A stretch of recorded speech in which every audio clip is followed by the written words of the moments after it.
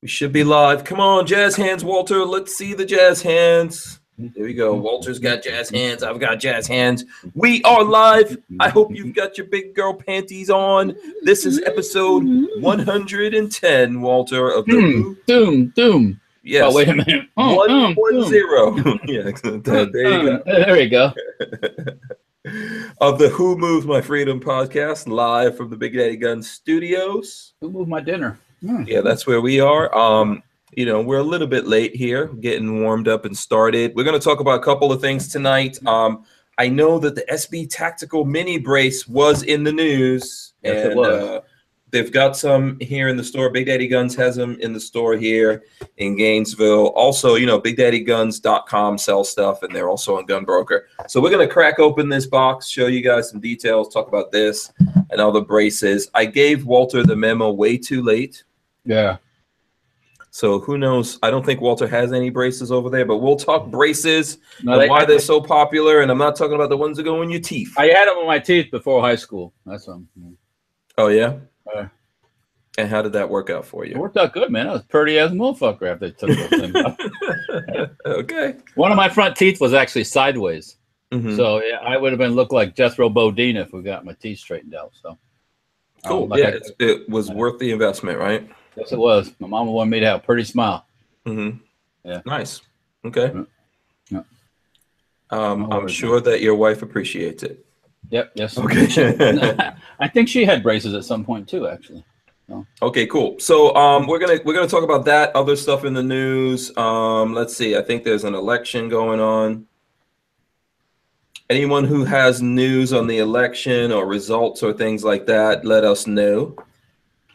The family of the Bangladeshi bomber is upset the way that the New York police handled him, I guess, or handled things. Oh, well, that's life. What do you mean by that? I haven't read the whole story, but I guess the family is lashing out at the NYPD tactics. What tactics did the NYPD have? The guy accidentally set off a bomb. He blew his own ass up. And then the NYPD just went there and arrested him. I couldn't all get around him and pee on him or something. You know what I mean? That's what.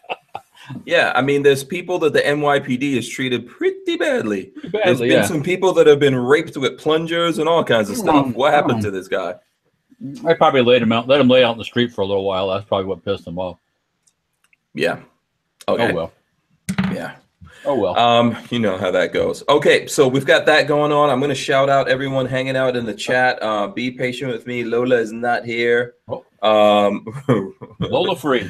Lola's not here yet. She's on the way. Free Lola free.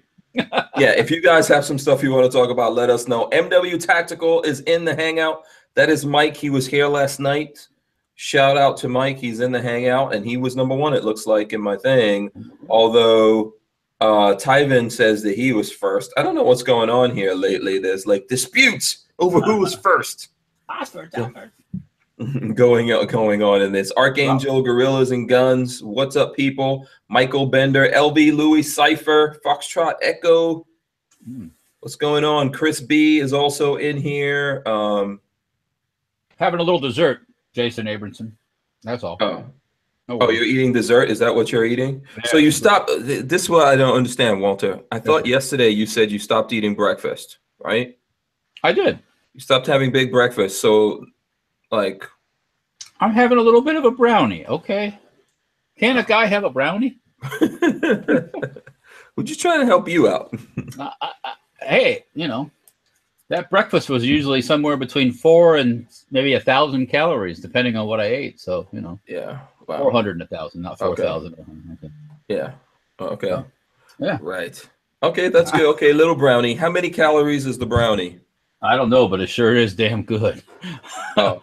Okay, so now you're going to have to carry the show for a second because Lola cannot get in the building. Uh-oh. Go rescue. So enjoy yourself. Go tell the people about brownies for a second. Let's say here, everybody, what's your favorite brownie? The one I'm eating tonight has, like, it's almost like fudge. It's not like a brownie. So it's got caramel and chocolate, and it's got a crumb base, and it actually has some salt sprinkled on top. Ooh la la. Salt and sweet. It's like salty and sweet at the same time. Good stuff. So, anyways, yeah, don't listen to him. I don't eat that much. Besides, I work all day, you know, like a lot of people that don't and sit on their butt all day behind a computer or something. Anyways, yeah, I love brownies with walnuts in it, but my wife doesn't like that, so we don't have that very often. It's kind of like chili. She likes chili with no beans, and I like it with beans. So guess what? We have a lot of chili with no beans. Oh, there's Hanky's back.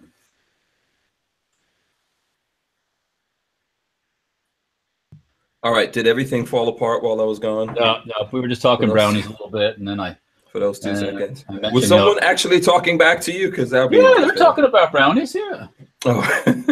I didn't get. I didn't. As usual, I didn't let anybody get a word in because I was talking so much. But yeah. Oh, okay. So let me keep running down the scroll here. Vanessa Kitty, Joe Carpenter. Let's see who else is in here that I have not touched on. I think I said the Archangel. We've got Robert Harris. Going through who's new in here. I'm trying to see Chris Bullis, Nate. We see Link. I'm not sure. Anybody else see my short little cooking hamburgers video I did on Facebook today? No. Was this when you were out at my place cooking hamburgers? No, this was today at the shop. Oh, okay. I made some hamburgers at the shop today. Oh, you did? Okay.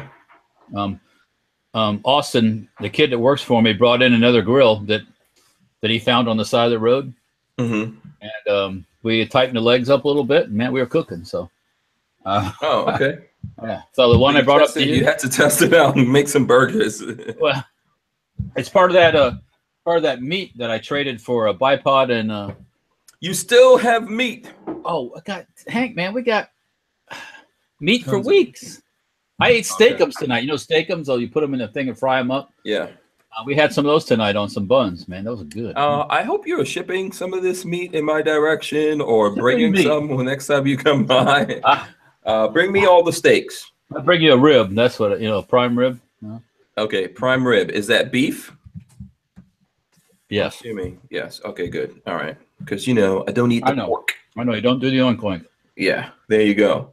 Where was I? Okay, I was going down the list here to see who else is in here. I probably missed a whole bunch of people. Blame that on Walter. Mark Wagner, Rick Day, Recall Junkie, 1981, Cody Phillips, and Lola. E-Rock, Jordan Poole, BRA 94. Where's the beef? Jumpy Killer QX, Hamburger Helper. You could have used some hamburger. Oh, man, we made some of that last night. I did some taco meat that I cooked up with some macaroni and cheese. Mm-hmm. Oh, that was good. Rolled it up in a burrito. Mm-hmm. Good stuff. Okay. Anyways, carry on. Yeah. Thanks, Walter. If you don't mind. Okay. Darren Ray, it looks like. Let's see who else is in here. I think I said opt out of gun control. And let's see who else. Okay, I think that's it. I probably missed people. I see Travis P11 also in here. So like I said, we are going to talk about some braces and other stuff, as well as what's going on in the news. I don't know if you guys out there have any favorite braces. Walter, you probably have some braces. I would think that are your favorite. Tail hook's my favorite. Tail hook. So right now, today, the tail hook is #1 for you, right? For me, yeah. Yeah. I like it just because it's short and sweet, and it's made out of metal too. So. Oh, okay. All right. And it actually works as a brace. So I've shot it that way. You did too with the 50 cal. Yes. You stole my brace, so I know you're liking the tail hook braces. I'll be giving it back to you soon, man. When I get that box. That's okay. So wait a second. You're gonna give that one back when you get the other braces? When I get a box with 100 of them, yeah, I'm gonna give you your brace back. Okay. Who you think I is? I like that. Okay. Yeah, but okay, that could be forever before you get these 100 braces. That reminds me, kind of, sort of. I saw a new bullpup today. Oh, really? Which one? It looks like that Walther 22 of mine that you have. Oh, okay. And it's a 22 bullpup? Where is it? Yeah. Oh, now the hard part. Yeah, find where that is. I do. coincidentally have a bullpup behind me. This is the RDB from Yes, I Celtx. do. Yeah. Behind me right here belongs to Big Daddy of Big Daddy Guns. Tony, that's what we all call him. So that's his RDB, which I've thrown up in some videos and stuff wow, like man. that. There's David Walter says, I hate bullpups. That's all right. So, you can hate. It's allowed. Yeah. It's, you know. Yeah. So I understand. It's not something that everyone loves, but you know, I do. I likes the bullpup. So there you go. Robert Harris says, love with lots of O's, my Tavor. So there you go. Exciting and new. Yeah, Music Lover says, how is Big Daddy? He's pretty good. I was just in some meetings with him. So that's one of the reasons why I'm a little late getting everything going. Yeah, I get the link like 2 minutes to 7 or 3 minutes to 7 or something. Yeah, I know. My apologies for that. Okay, and everyone who's in here right now watching us, please click the thumbs ups. Come on, hit those thumbs ups. If you hate, go. Yeah, if you hate us, you know, you could thumbs down. Whatever. We already got a thumbs down, man. Look at that. Yeah. We're starting early. Someone gave us a thumbs down. Okay, I understand. Must have been the Brownie talk that pissed them off. Yeah, I guess. I get it. So thumbs ups, thumbs downs. Share this video. Do the hashtags. I forgot all the hashtags because the room that I'm in got rearranged a little bit, so I don't even see the board or anything like that. But definitely hashtag WMMF podcast. You can do hashtag strange. You got some money. Oh, Meredith's Mayhem gave us $10. He said, Walter, Hank, viewers, I'm working on an SKS restoration. I've already sandblasted. What's the best way to finish? I'd park that sucker. Yeah, he says blue, a spray-on coating. Thanks. Also, I love the pistol brace concept. Yeah, if you don't have park tanks, which a lot of people don't, I'd give it a coat of paint. Because once you blast it, it ain't gonna be blue. It ain't gonna look worth a crap once you try to blue it. So, okay, I give it a good coat of Duracoat or Cerakote, whatever your favorite coat is. The Brownell spray coatings are pretty good too. Okay, and then you can go, OD green, you go purple, pink, red, black, brown, whatever your fancy is with the paint. So yeah, what would be your best color for SKS? Do you have a? I would go. Are you just saying like regular black on the SKS, or a lot of the Russian guns that came into the country were painted black if they weren't blued. I like that HK kind of bluish black color. I don't know if you've ever seen that before. That's a good maybe even some OD green, like Duracoat makes one called Swedish K green, and that's a good color too. I like, but whatever floats your boat. I think that'll be cool. I mean, you could do camo. You can, if you want to get all fancy, you can do. Yeah, camo. You could do dark gray. You could, whatever. That's the beauty of it nowadays. You can pretty much do anything with it. Meredith's Mayhem. Yeah. So, folks in the chat here, let us know what you think about that. Oh yeah, Duracoat has a spray-on bluing coating now too. That's pretty cool. Now spray on, bluing it when you get done, it's got that sheen like bluing does. Yeah. I don't know what the surface prep is on it, but like I said, though, for me, because since I have park tanks, I would just throw it in the park tank, and that would probably be it because I'm lazy. So, no, I understand. Everybody doesn't have those park tanks that are big enough for a receiver and a barrel and everything else. Yeah, the whole thing to drop in there. Yeah. Nathan Shaw says braces are awesome for me because in Maryland you can't have an AR rifle, unless it's an H-bar, but you can have any size or weight AR pistol. So wow, that's amazing that they've let it go that long. To be honest with you. Rick Day said he thumbs down because I interrupted the Brownie talk. Brownie's rule. Seriously, Rick? Okay. I understand. That's my bad. I should never get in the way of between a man and talking about food. So there you go. So Vanessa Katie says she's interested in them too. Pyro Know It All just gave us $2. He said, "Thanks, Walter, for the SEMA swag pack. #tailhook." You're welcome. And the tailhook. Yeah, cool. And I have an interest in the tailhook, so that's why I'm screaming tailhook too. So. But I do like it. Right. Here we go. You can put a tail hook on the end of a regular buffer tube. You have to just, one thing to keep in mind, you're supposed to keep the overall length or length to pull to no longer than 13.5, I've been told. So you're talking about the one, so the question where Darren Ray says, would it be legal to use a regular buffer tube to just grind off the adjustability? Yeah. Yeah. That's not that wouldn't be a problem. There's no, as far as I know, there's no stipulations on the tube. You know, it's just the overall length. If it's any longer than about 13.5, they consider it to be a stock, I think. So then that's right from the mouth of Gearhead Works. So. Oh, okay. Michael Bender, on the subject of the SKS, Michael Bender says, never Bubba a Milsurp, believe them original. Well, I agree. Okay. I mean, yeah. But if it's really rusty and pitted and nasty, you know. Yeah. Jordan Poole says Chrome would be sick as hell, but I think he's doing all of this himself. Yeah. So that's going to take, like, that's the same kind of thing. You're going to need all those things to do the Chrome. Tanks. Yeah. It's complicated. And you got to be careful with that stuff too. If you don't build up the surface too much to where the bolt doesn't function correctly and things like that. So, yeah, Recall Junkie 1981 says my SKS is a Milsurp. AMD is perfect as it is. Yeah, I've had some SKSs that were just generally surplus military rifles, like back in the day, the Chinese ones. I just liked the way they looked because they were used. They had that distressed look that we spoke about before. But really distressed. Yeah, like the real deal distressing. Yeah. Okay. Joe Carpenter says hashtag Brownie Talk. So there we go.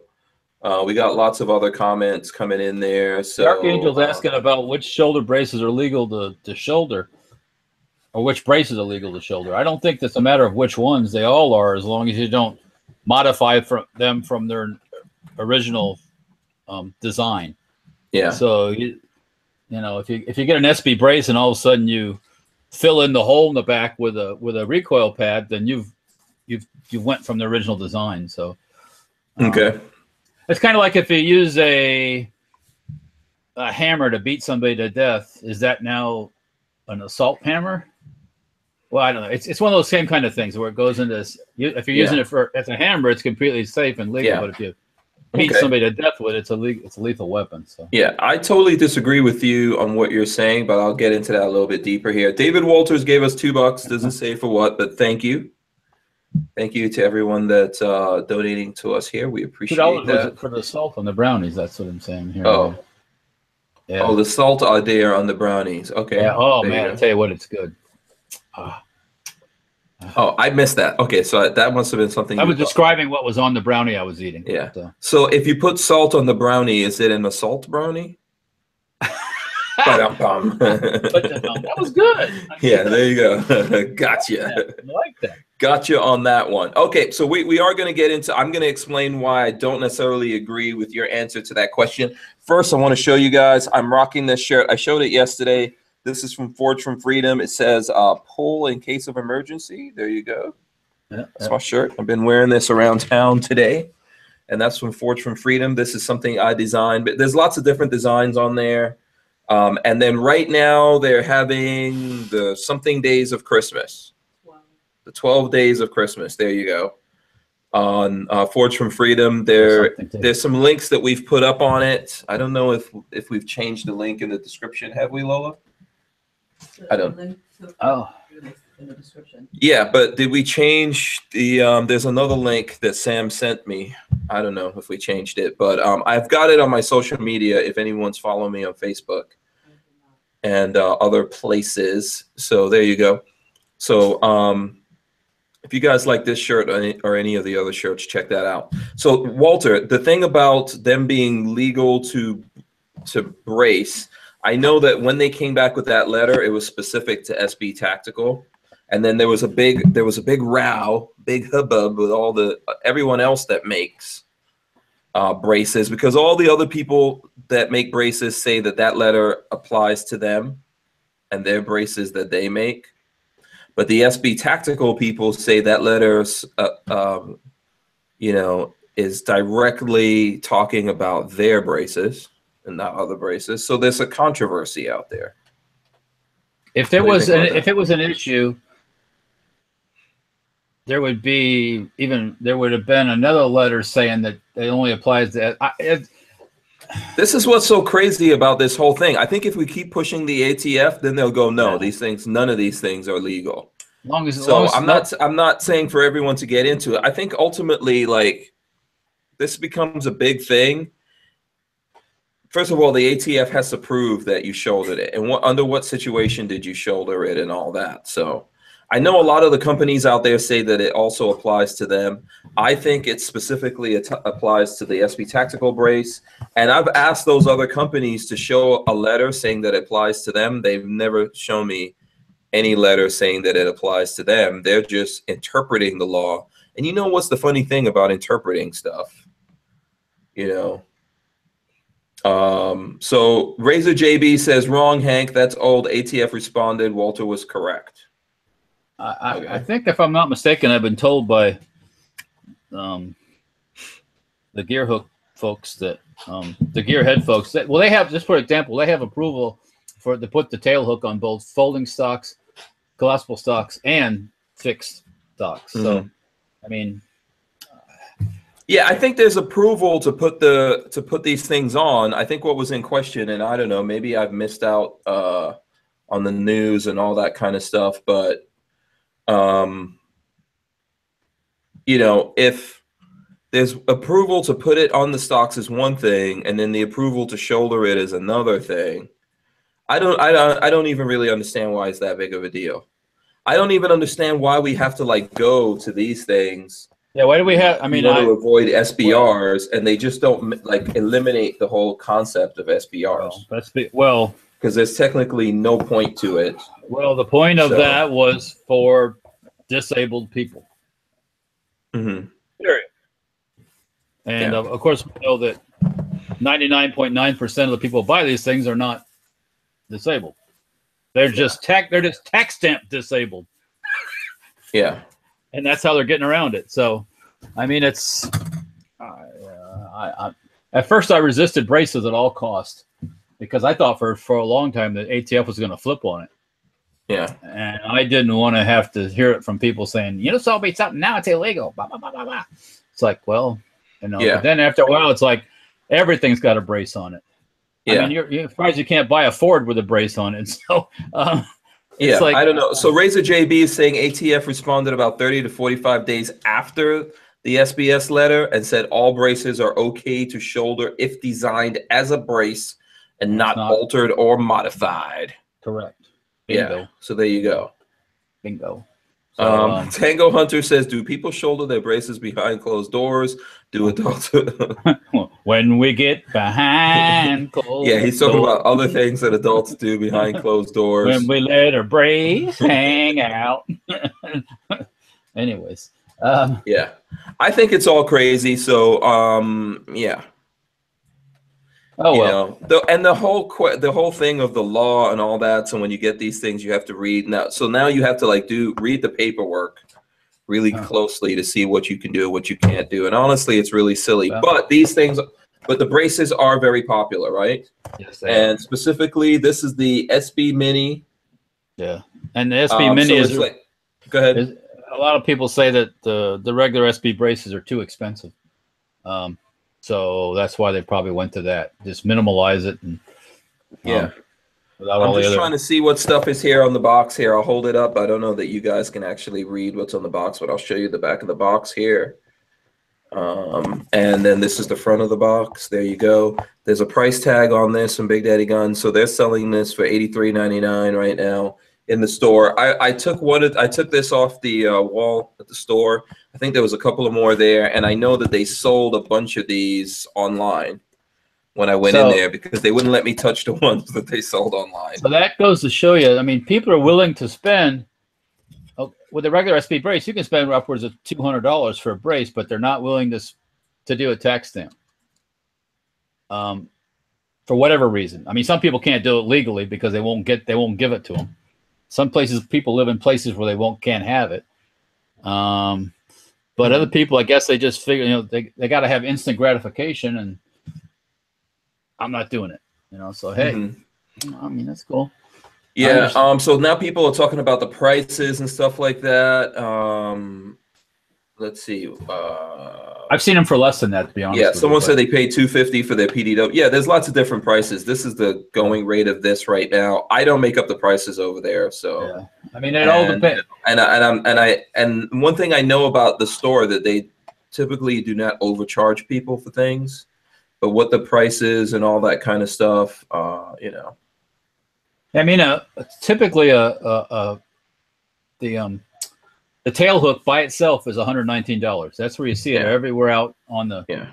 So I think Darren Ray is saying that he would do, like, to your point you're making, he's saying he would do a tax stamp way before he spent $100 on a brace. Yeah, you know, I mean, what does a stock cost? I think, like, you know, it depends on what stock you're looking for. Because I've seen stocks go for 150, even $200 on a stock. Yeah, you know, my stocks aren't $89, but I can't make them and sell them for $89 because my stocks are not coming out of an injection mold like that SB Tactical stock is.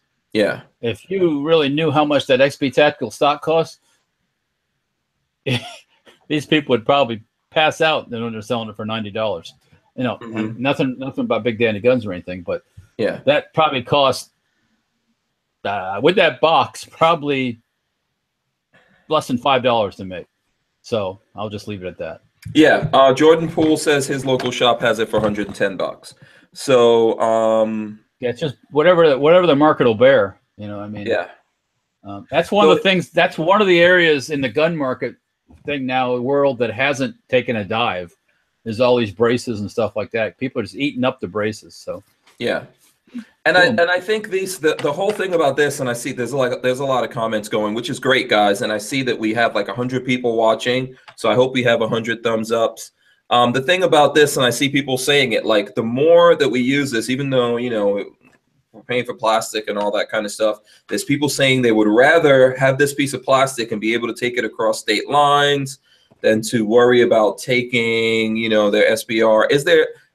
There is a thing about taking SBRs across state lines, right? Or is it SBRs or suppressors or all of those things? Any NFA stuff, you're supposed to file a 5320. It's a form if you go out of your state. So, but you got to make sure that when you get stopped by that cop in Podunk, USA, and he sees that little pistol you got with that stock in the back, and he knows about the brace, because if he don't, you might have some imperial entanglements until it gets all squared away. You might, you know, just all people are doing a lot of things that are right on the edge. Yeah, you never know. It all depends on like who you're dealing with and all that kind of stuff. Some people may not care. Then you find you got that machine gun binary trigger in it, and next thing you know, Buford T. Justice has got your gun, and you're sitting in until they contact ATF or your lawyer or something like that. So, you know. Yeah. Darren Ray says not just SBRs, not suppressors. Suppressors need no letter. Huh? Yeah. NFA is NFA. Sorry. Yeah. Maybe I might be wrong, but as far as I know. Yeah. See, this is the whole thing. This is the thing about the law. I could be wrong, but I know like guys that come up to Knob Creek to go shoot, and technically you're supposed to. I don't have to become a manufacturer, but civilians have to do that 5320 form. So yes, and by the way, we can get someone on here to answer all these legal questions. Right. Once again, everyone makes up has their own idea of what the laws are, and I know they're all written down somewhere. If we can go find it and look it up. Everybody's telling me I'm wrong, Phil. If I'm wrong, I'm wrong. Mm-hmm. Life's a bitch. Yeah, opt out of gun control says suppressors don't have to have a Form 20. Okay. Well. Mm-hmm. Okay. Yeah. So listen, there's a lot of things. There's certain states that don't even allow suppressors. Right. So yeah.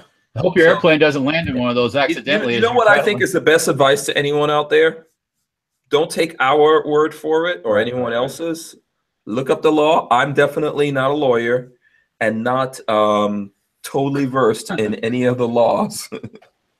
So there you go. Neither is Walter. No. I don't claim to be. I don't claim to be an NFA lawyer type. So make sure you know the law. There are people like, look, we were talking about Shanine Allen. She spent 48 days in prison because she did not realize that you cannot go from Philadelphia to New Jersey with a CCW, right? That's not it's Yeah.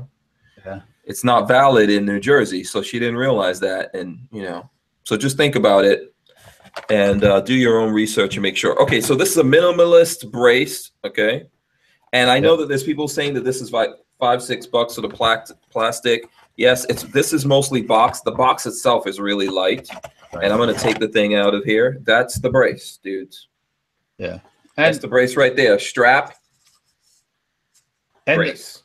And I'll be very frank with you. Part of the reason you have to pay what you pay is because it's all patented. So there's nobody else. We've looked at all the patent stuff and we've read all that stuff, and I can't make one that's similar to that because they've got it covered. Trust me, we looked. Or I'd have one of my own already. And so, it's just this, by the way. I'm just showing this up while you're talking, Walter. It's this in the instructions in here. Yeah. So they figured it out and they got it covered pretty well. So good for them, And, and if you want that, you pay the piper. Well, also, think about it. Okay, so this is a piece of rubber, right? It does take a mold to make this thing. It does take lawyers and stuff like that talking to the ATF and people patenting it and manufacturing it, and then you've got to pay people to do all that and get the box. And I understand, like, we could talk about it. The price of this will go down for a couple of reasons. One, if you don't buy it, the price will go down. But if you buy a lot of these, it's going to go down slower. Then if a bunch of people start making these, like Walter said, they have to get around a patent that already exists because you can't just go out there and make this. Right. But if you make stuff like this and you go out and you get a mold and all that kind of do all the stuff that you have to do to make it, then competition will bring the price down. Yeah. Or maybe one day the fad fades away. But I do not. Do you think this is a fad, Walter, or is this here to stay? Right now it is, yes. Yeah. It's a fad, or right now it's here to stay? Right now it's a fad. Okay, so Walter, you say it's a fad. All right, guys, tell us right now, is this a fad or is this here to stay? I'm gonna say here. I'm not saying it's gonna go away. I'm just saying the popularity. I mean, it's a fad. It's like everything. The new this comes out, everybody's got to have it, and then once everybody gets it goes. Okay, but are you talking about this particular brace? Well, no, all braces in general. So. Yeah, I think braces are here to stay. So you guys say like fad or here to stay. I say it's here to stay because dudes don't want to do the paperwork and pay the extra stamp and go through all the nonsense. Like I said, I'm not saying they're going to go away. Now, if ATF changes their mind, the brace will go away in one second. So now, why would they change their mind? Why wouldn't they? They've already done it by approving the brace. What? The ATF? Are you serious? I'm being facetious. I know. Before you get mad at me. So you have to be careful with this thing. So there's fitment tips and stuff like that in here. Probably cost some money to take these really nice pictures. Fitment, yeah. And you do have to think about fitment because one of the things in modifying, and once again, people might say I'm wrong with this, but if you're going to put this on a gun and you wrap like tape and stuff like that. Or probably technically, if you take that Velcro strap off the back, you have modified it. So those Velcro straps, in my opinion, are annoying as hell. Yeah, but you got to leave them because if you take them off, don't start fucking with things. If somebody gets a hard on for you and you do something stupid like people do. Let's see what they say about that in here. I'm going to look through. I'm going to open up the whole instructions and they go through like it shows different platforms. I think you guys could see that.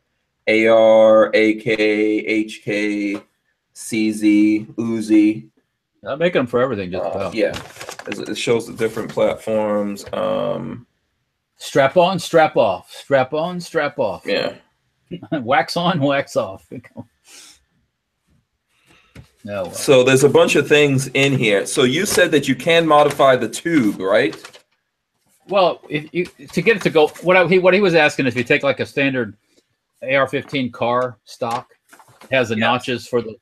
You're not modifying the brace. You're say if you need that to fit on the tail hook. Just grind off that part where the stock goes and slide the tail hook on. But the thing about fitment though is, I thought someone said that if you wrap tape around the tube, that's modifying it. I don't know about exactly with that, but so yeah. It says here, if your initial fit is tight and you have difficulty mounting the brace, try a light application of talc or baby powder on the tube and in the cavity. Loose. If your initial fit is loose. Why are you laughing? That word cavity got me laughing. There's a lot of funny things in there. Lubricate the cavity. Yeah, is someone counting? Okay, someone tabulate the people who said that it's a fad versus the people who said it's here to stay, because I want to see who won, like fad or here to stay. If loose. Tyven, that's a good thing, man. I'll sell brownies with a $200 tax stamp. Yeah, sure. Yeah. Loose. If your initial fit is loose, wrap the buffer tube in electrical or duct tape to desired thickness. So they're saying that you can do that. That's not modifying the brace. That's modifying the tube. That's modifying the tube. So there you go. Or at least that's what it's saying here in the piece of paper. So you could do that. But the thing they say not to do is modify this. Like, don't put glue on it, or don't put a hose clamp on it. Don't put a screw through it or something. Whatever. Right. Or you'll be screwed. So, well, if you put a screw through it and your buffer inside hits that screw, you're not going to have a good day shooting. So. That is really light, though. I have to say that. So if you're trying to do a minimal thing, you're trying to do like a real lightweight SBR. Well, you don't want to do an SBR. Well, all you don't want to do is the paperwork. You can do this and make it a pistol. All you want is just that little bit of a stock, that little bit of a brace, and you're good to go. Yeah. There you go. That's again. You can shoulder it. So now, are there? I think there's different lengths of pistol buffer tubes that people are making, right? Like some people. Yeah. So if you know that you need a longer one or a shorter one, whatever your thing is, you can. 13.5-inch length to pull. Don't go beyond 13.5-inch length to pull. That's right from Mr. Gearhead Works. He said you can't go longer than a 13.5-inch. Okay. From that length to pull is from the trigger to the back of that stock. That's length to pull. Okay. So that's what you measure from the trigger to the back end of the stock. Right. They try to stay under that just for good. So let's say my trigger's here and then the stock's here. You measure from where the trigger would be. Right. And you can't go longer than 13.5 inches. That's what I hear. Yes. Okay. I don't need more than 13.5 inches anyway. No, neither did she. The juice says that fad won. Okay, so everyone thinks it's a fad. Okay, that's interesting. So, even though it's a fad, how many people out there have or would buy a pistol brace? How many people out there have bought this or would buy one and use a pistol brace? Even though I have them because it came on some guns I bought, but like everything else. But I'm gonna start selling the tail hook too, because I have some ordered. So I'm gonna start putting them on some of my AR pistols. So I mean, it's all good. So why not? I'm gonna build a 50 cal pistol. I'm gonna put the brace on it, and put the tail hook on it, because if that's what somebody wants, that's what they're gonna get.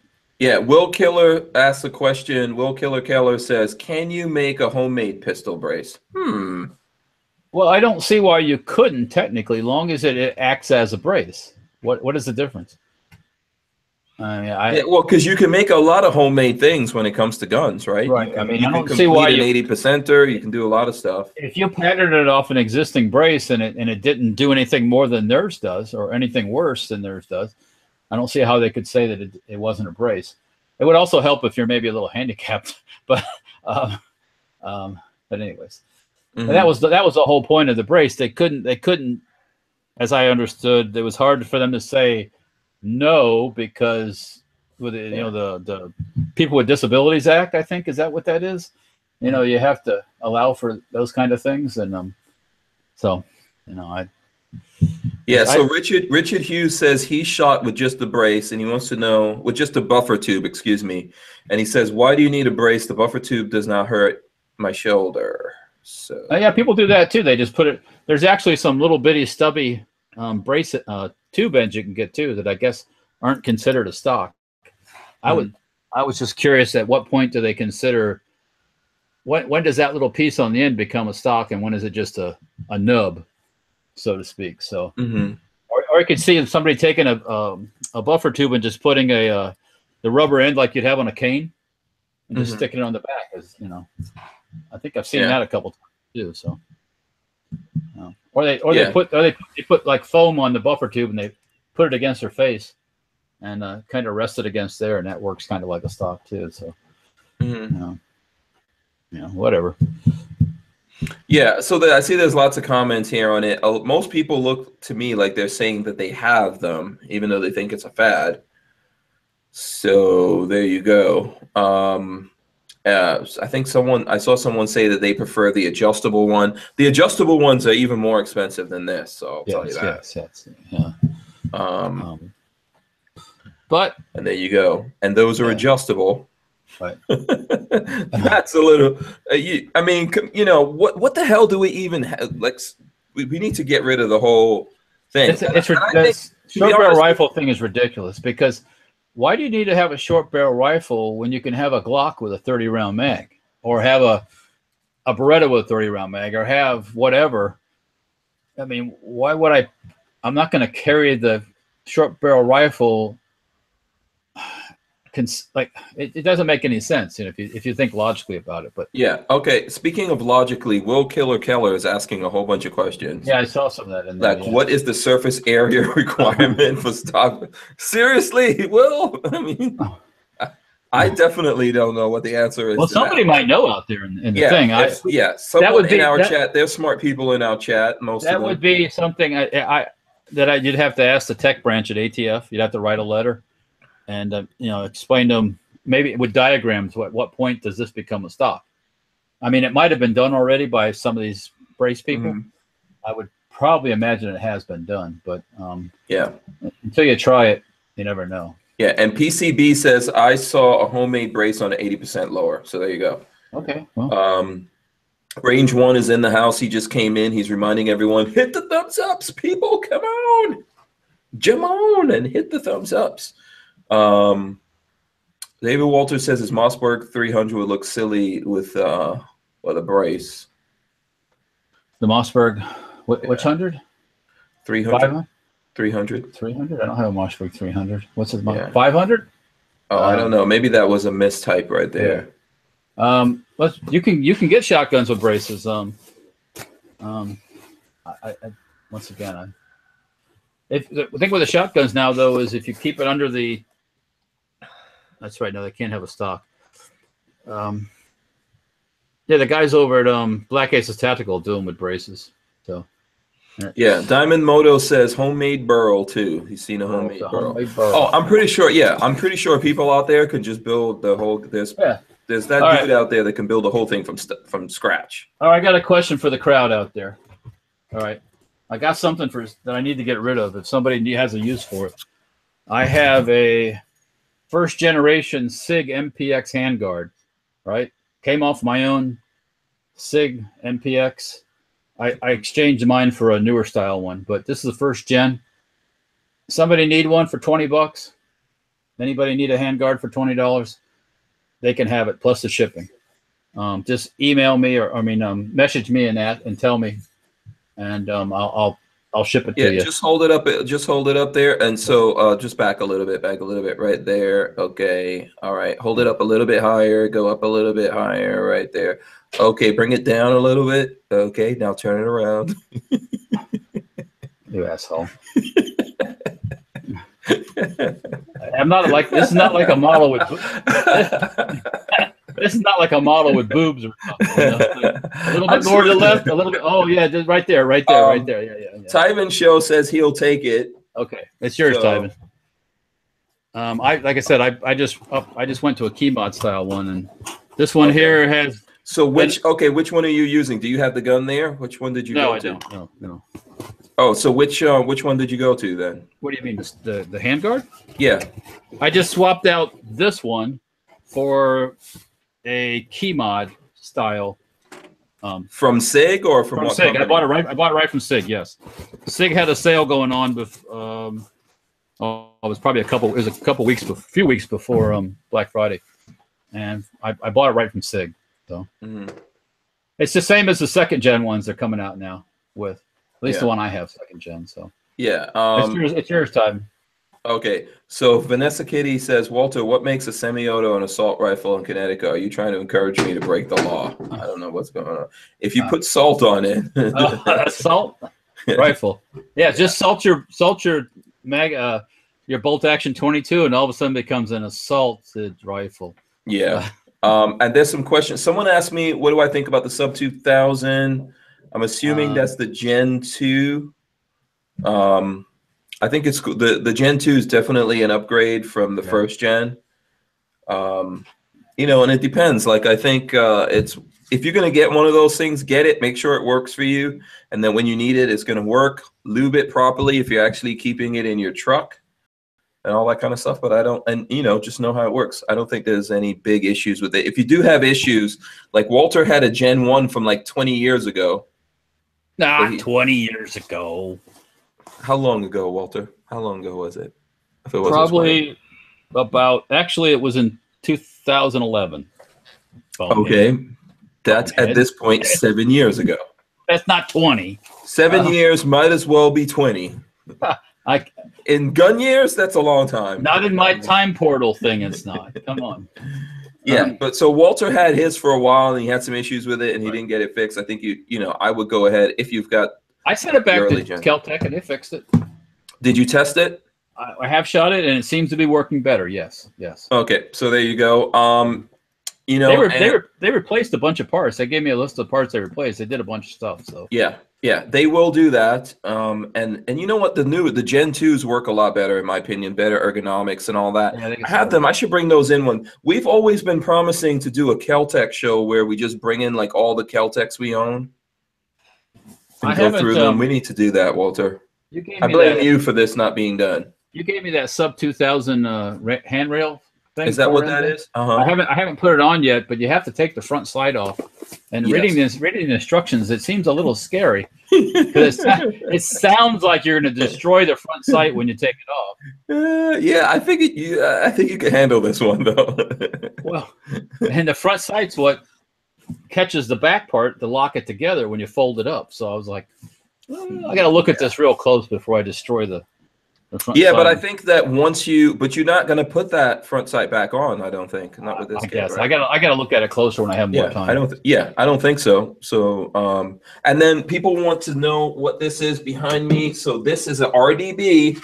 This is from Celtx, and this is the RDB, which is this one's 223, which I think is all they make right now. I think they might do 300 blackout or 308 or something. But this is the rear downward ejecting bullpup from Celtx, and I think these are, what are these on the market for right now, Walter? New, like around 1,200? Yeah, about 12. I've seen them. Yeah. I've seen Classic Firearms advertising for 12ish. Yeah, I've seen some used ones. There's someone that always watches the podcast and stuff like that, and they tell us you can get some used ones for $800-900. There's a place that you can get the used ones. I cannot remember it. So what happens? Your magazine well, right? Your magazine well's right here, right here. So this is the magazine well. You know, bullpup. So everything's happening back here, and the rounds going up and actually downward ejecting through this thing right here. So your shell casings, if you're shouldering it, they're just going to bounce off of you and go down on the ground. So there you go. It has a magnifier on it from Primary Arms. And there's a link in the description to a bunch of Primary Arms things, including this magnifier and the red dot from Hollow Sun, and this is the ACSS red dot, and then it's a SOCOM Mini suppressor up front here. Surefire. I'm sorry, yeah, Surefire SOCOM Mini. So that's what the suppressor is. That's cool looking. There you go. Yeah, $800 or $900 is more better than 1,200, in my opinion. But yeah, if So the funny thing, the thing about that is if you're getting them used, I'm not 100% sure that Celtx warranties still apply, because I remember Celtx used to have that thing that, like, it doesn't matter if you bought your gun new or used, it was covered under warranty. Now, technically, they say you have to be the first person that buys it and it's covered for life. But, you know, I don't know if they're really enforcing that. One of the things when I sent it back was if you didn't have proof that you were the original purchaser, you could be charged for shipping and yada yada yada. So I don't think it's the fact that they won't fix it. It's just you might get charged for some of the work. So yeah, yeah. So that's the whole thing. But you know, I would still Celtx's still going to fix it. That's the thing. Even if you buy it used, they're still going to fix it. And I don't know if they really enforce that. But if you get it new, then definitely you're covered. Richard Hughes wants to know if they have a catch bag for this, like the PS90. I don't know if there's one specifically yet, but there should be. It shouldn't be that difficult to make something that just hangs off of here like a nutsack. Especially if you're going on some spec ops type stuff and you're going to. One thing, if you're going to like shoot this with shorts or something like that, you might get burned. If you're going to shoot this with flip-flops, you might get burned because they. Or if you have a habit of not tying the tops of your boots up or your tennis shoes and you're like one of those lazy people. Yeah, these shell casings come out of here hot. Or if you're shooting from a bench position, I've noticed that the shell casings fall right there on the table, and you know sometimes your elbow will roll over that thing, and it hurts. Yeah, it hurts. It's really hot. So there you go. I mean, I could pull it up and talk about it. I've got a couple of videos there on this. So I don't know. I probably have like 5 videos on the Celtx RDB. So anyone who's interested in that, check out my channel. This one does belong to Big Daddy Guns. And they're not, I don't know how your gun stores are looking, but I've never seen one of these come into Big Daddy Guns. They're able to get Celtx stuff, but I've never seen one come into the store because I would probably buy it. Like I said, I've seen them on Classic Firearms on their website. The new ones? Well, what's new? I mean, I would imagine they're selling the new ones, the 223. Right? That's when you mean new, right? No, I'm saying, was it brand new or you? No, Classic Firearms is a distributor. It was new. It was new. Yeah. Yeah. Okay. So they popped up from now and then on their site. So I think I've even seen them. I think I even saw one time come in through Centerfire. Centerfire Systems had some. So yeah. Will Killer Keller is like on fire tonight. He wants to know if we can brace it. He wants to know if you lop off the front. He's either smoking something or drinking something, Walter. You might have to check on him. Well, anyways, I'm no comment. Yeah. He's just on a tirade tonight. So he had to go and he had to drive all the way to Orlando, probably for 15-minute or 20-minute doctor's appointment, and drive all the way back. So that's why he's fired up. So he's mad. He's mad about that. Well, I don't think he was really excited about going over there, but it's just it was a checkup thing. So okay. Hopefully everything was good. I like Will Killer Keller. He's am I going to get in trouble if I say he's like the resident genius in the Keller family? I'm not. He says I plead the fifth. Okay. He said he pleads the fifth. Will's Will. I mean, you know, every one of them's different. So you know. Yeah. He says 15 minutes and $90 later. Yeah. Well, yeah, because it was just basically the doctor had to look at an MRI and go, okay, well, have a nice day. And yeah, he had to make that like $90 copay or something. Well, you got to pay we pay. Okay, we're not on the government cheese insurance program, or I don't work for a major corporation and have free insurance, so we pay. So you know, it's just as easy to just give the doctor some money and walk out versus having to flash insurance cards and all that monkey business. You know, so my opinion. It should be, if we went back to where the people pay for their health care and you had competition that you mentioned before, like the SB brace, you'd find that healthcare would take care of itself. So yeah. David Walters is asking, I think he's asking DI or piston rifle. I don't know if he's asking about this one. I'm assuming this is piston. That's piston. Yeah, this is piston. Yeah. They don't do no direct. Yeah.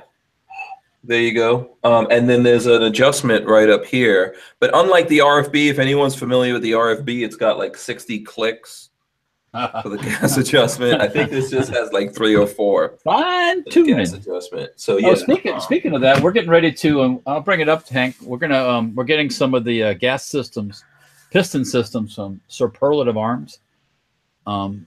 They're actually local. They're in Newport Richey, and they make a really cool gas piston system that you can mount on an AR-15 that vents the excess gas forward, so it doesn't heat the handguard up and doesn't all that stuff that Yeah, you don't get like gas face and everything if you're shooting. exactly. Okay. So we're gonna be building some small like AR type pistols, SBRs with those, and trying them out. And so we'll have to do a little review of it. Yeah. It's gotten good reviews everywhere. Everybody seems to like it. And it's adjustable. So you're getting a bunch of these pistons, or we're getting a couple to start with. Okay. Oh. Someone says +1 Walter. I don't know. That's Richard Hughes. Oh, okay. Oh, that's fan club, man. I'm a fan club. Oh, okay. Awesome. What can I say? Whatever that means. Customer. Oh, okay. Yeah. Oh, I got to talk. Okay, so you're getting a bunch of those. Couple. 3? I'm just trying to figure out how much you're getting. I mean, 2 of those pistons. Plus, I bought one of their adjustable gas blocks. We're going to build an AR-10 with the adjustable gas block. So okay, I'm going to try to make a real little one. So, you know how I like those little guns. So they make tremendous amount of noise. We'll do some more of that. So. Highway Run is in the house. What's up to Highway Run 77? Okay.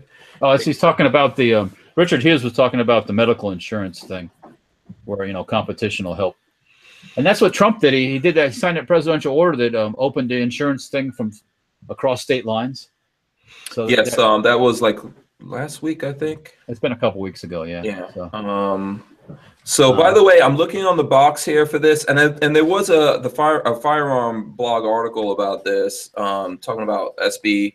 This was like when was this article? I'm trying to look at the date. 5 days ago. Yeah. The article came out. SB Tactical just announced their millimeterless arm brace dubbed the SB Mini. So for anyone who wants to know, so on the box here it says color and FDR. This is the black. Black. FDE, and this obviously this is the black one in there. But if they have FDE, there might be FDE ones out there for anyone who's interested in that. They probably are. Yeah. So there you go. I'm just trying to give people some info on this before they. Oh, it's cool. It's cool.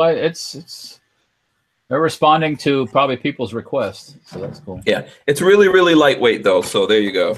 And small. Yeah. Did you see on the Firearms blog that they posted a picture of a target that came from Taiwan? Did they?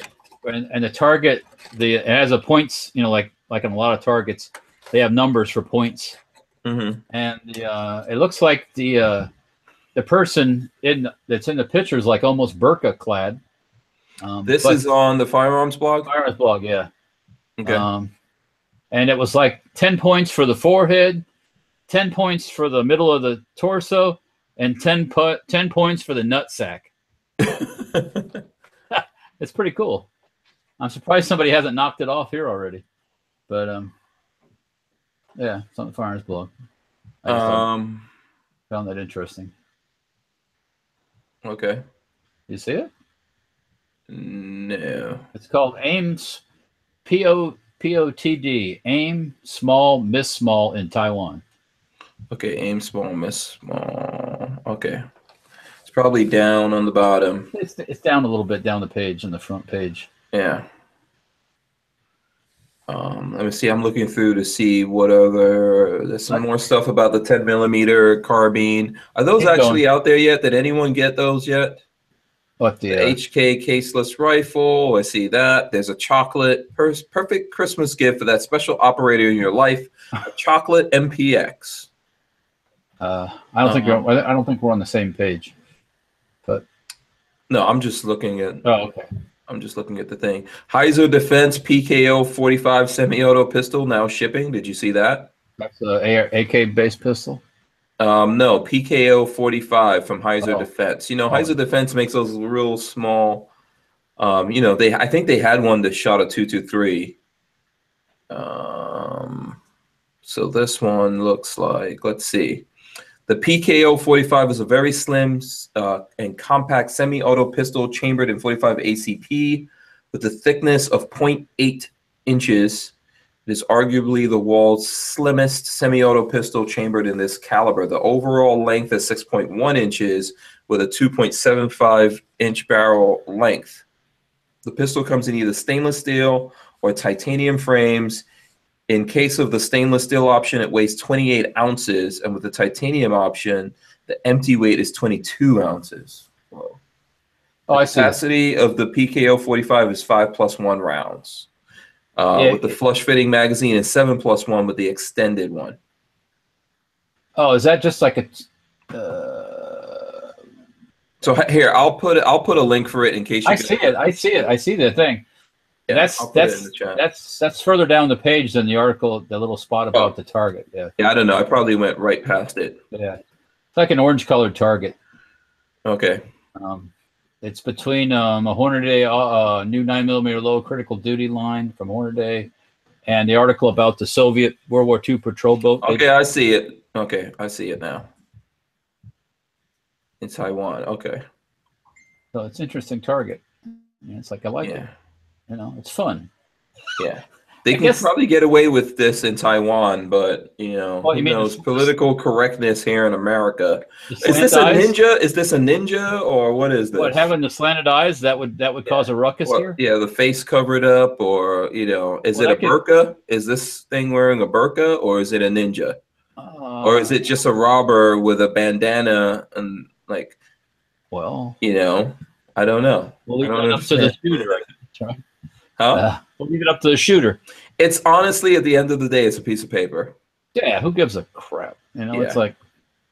So people are so sensitive about that stuff. It's like, come on, get a life. Come on, guys. Come on. There's so many things going on in the world. You're going to be upset about a paper target?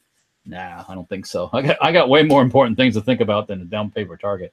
You could even put my big white head on there. I wouldn't care whether you shoot me. It doesn't matter. It doesn't really matter. Unless I'm making money. Like, if I'm not making money and you put my head on it, then I'm pissed off. All right. So I want to make a little money off it. If you're going to shoot me in the head or something. Oh, so okay. I understand what you're saying. I don't believe in the whole effigy thing or whatever. I try to avoid it personally. You know, if it's purposely hurtful, or purposely bad, but I don't see anything bad in this because, you know, you can interpret this all kinds of different ways, like you just did. So, you know, yeah. Now, you can't tell if it's well, I don't know, whatever. Yeah. I'm not worried about so let's look at some other stuff here. So did you see? I saw this in several places, but you can find this on Truth About Guns. It says casino uses microwaves to detect guns. Quote of the day. I didn't see that one. So I think the quote of the day is, I believe in people's right to bear arms. I have a concealed carry permit myself, but you know, on our properties, we want to maintain a safe environment and we don't need guests bringing weapons on site. We really don't want that kind of surprise. Westgate Resort COO Mark Waltrip. So apparently, let me see. I'm going to pull up where I found this news article today. Well, Westgate, that's like kind of a place I think that we stayed at that time when we were out in Vegas, like where you had that timeshare. I think it was, or whatever that. A big complex. Yeah. So there's another article on Wired, and it says the Las Vegas resort using microwaves to keep guns out of its casino. Oh, out of the physical casino. Yeah, I could see that. Yeah. Yeah. They can do what they want. It's their property. So, you know, I don't know. So now what the Westgate is doing is they have these things to detect if you're armed on the premises. Everybody's getting cooked like a big microwave, I guess.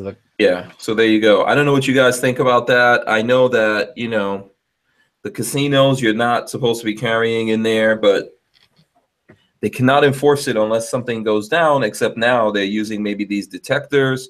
And even if you're not carrying in there concealed, like Walter said, yeah, they're radiating you. You're getting zapped the whole time you're in there. Maybe it's some subliminal zapping saying bet more, lose more, bet more, lose more. Yeah. The Rage One says we're not allowed to use any targets like that at our club. They'll toss you out in a New York second if you do. So you can't use an Osama bin Laden target, or you can't use some clubs have that thing. You can't use anything with a face. Yeah. So that they include that to mean animals or whatever. I guess there's people that get all. Like I said, if you shoot a picture of a deer or something, I guess, I don't know. Yeah, but who knows? Maybe some, there's things that people get into fights over sometimes, because what someone has on their targets, and I guess, yeah, whatever. Yeah.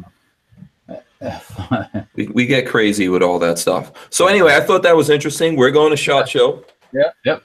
They'll be getting radiated probably out there.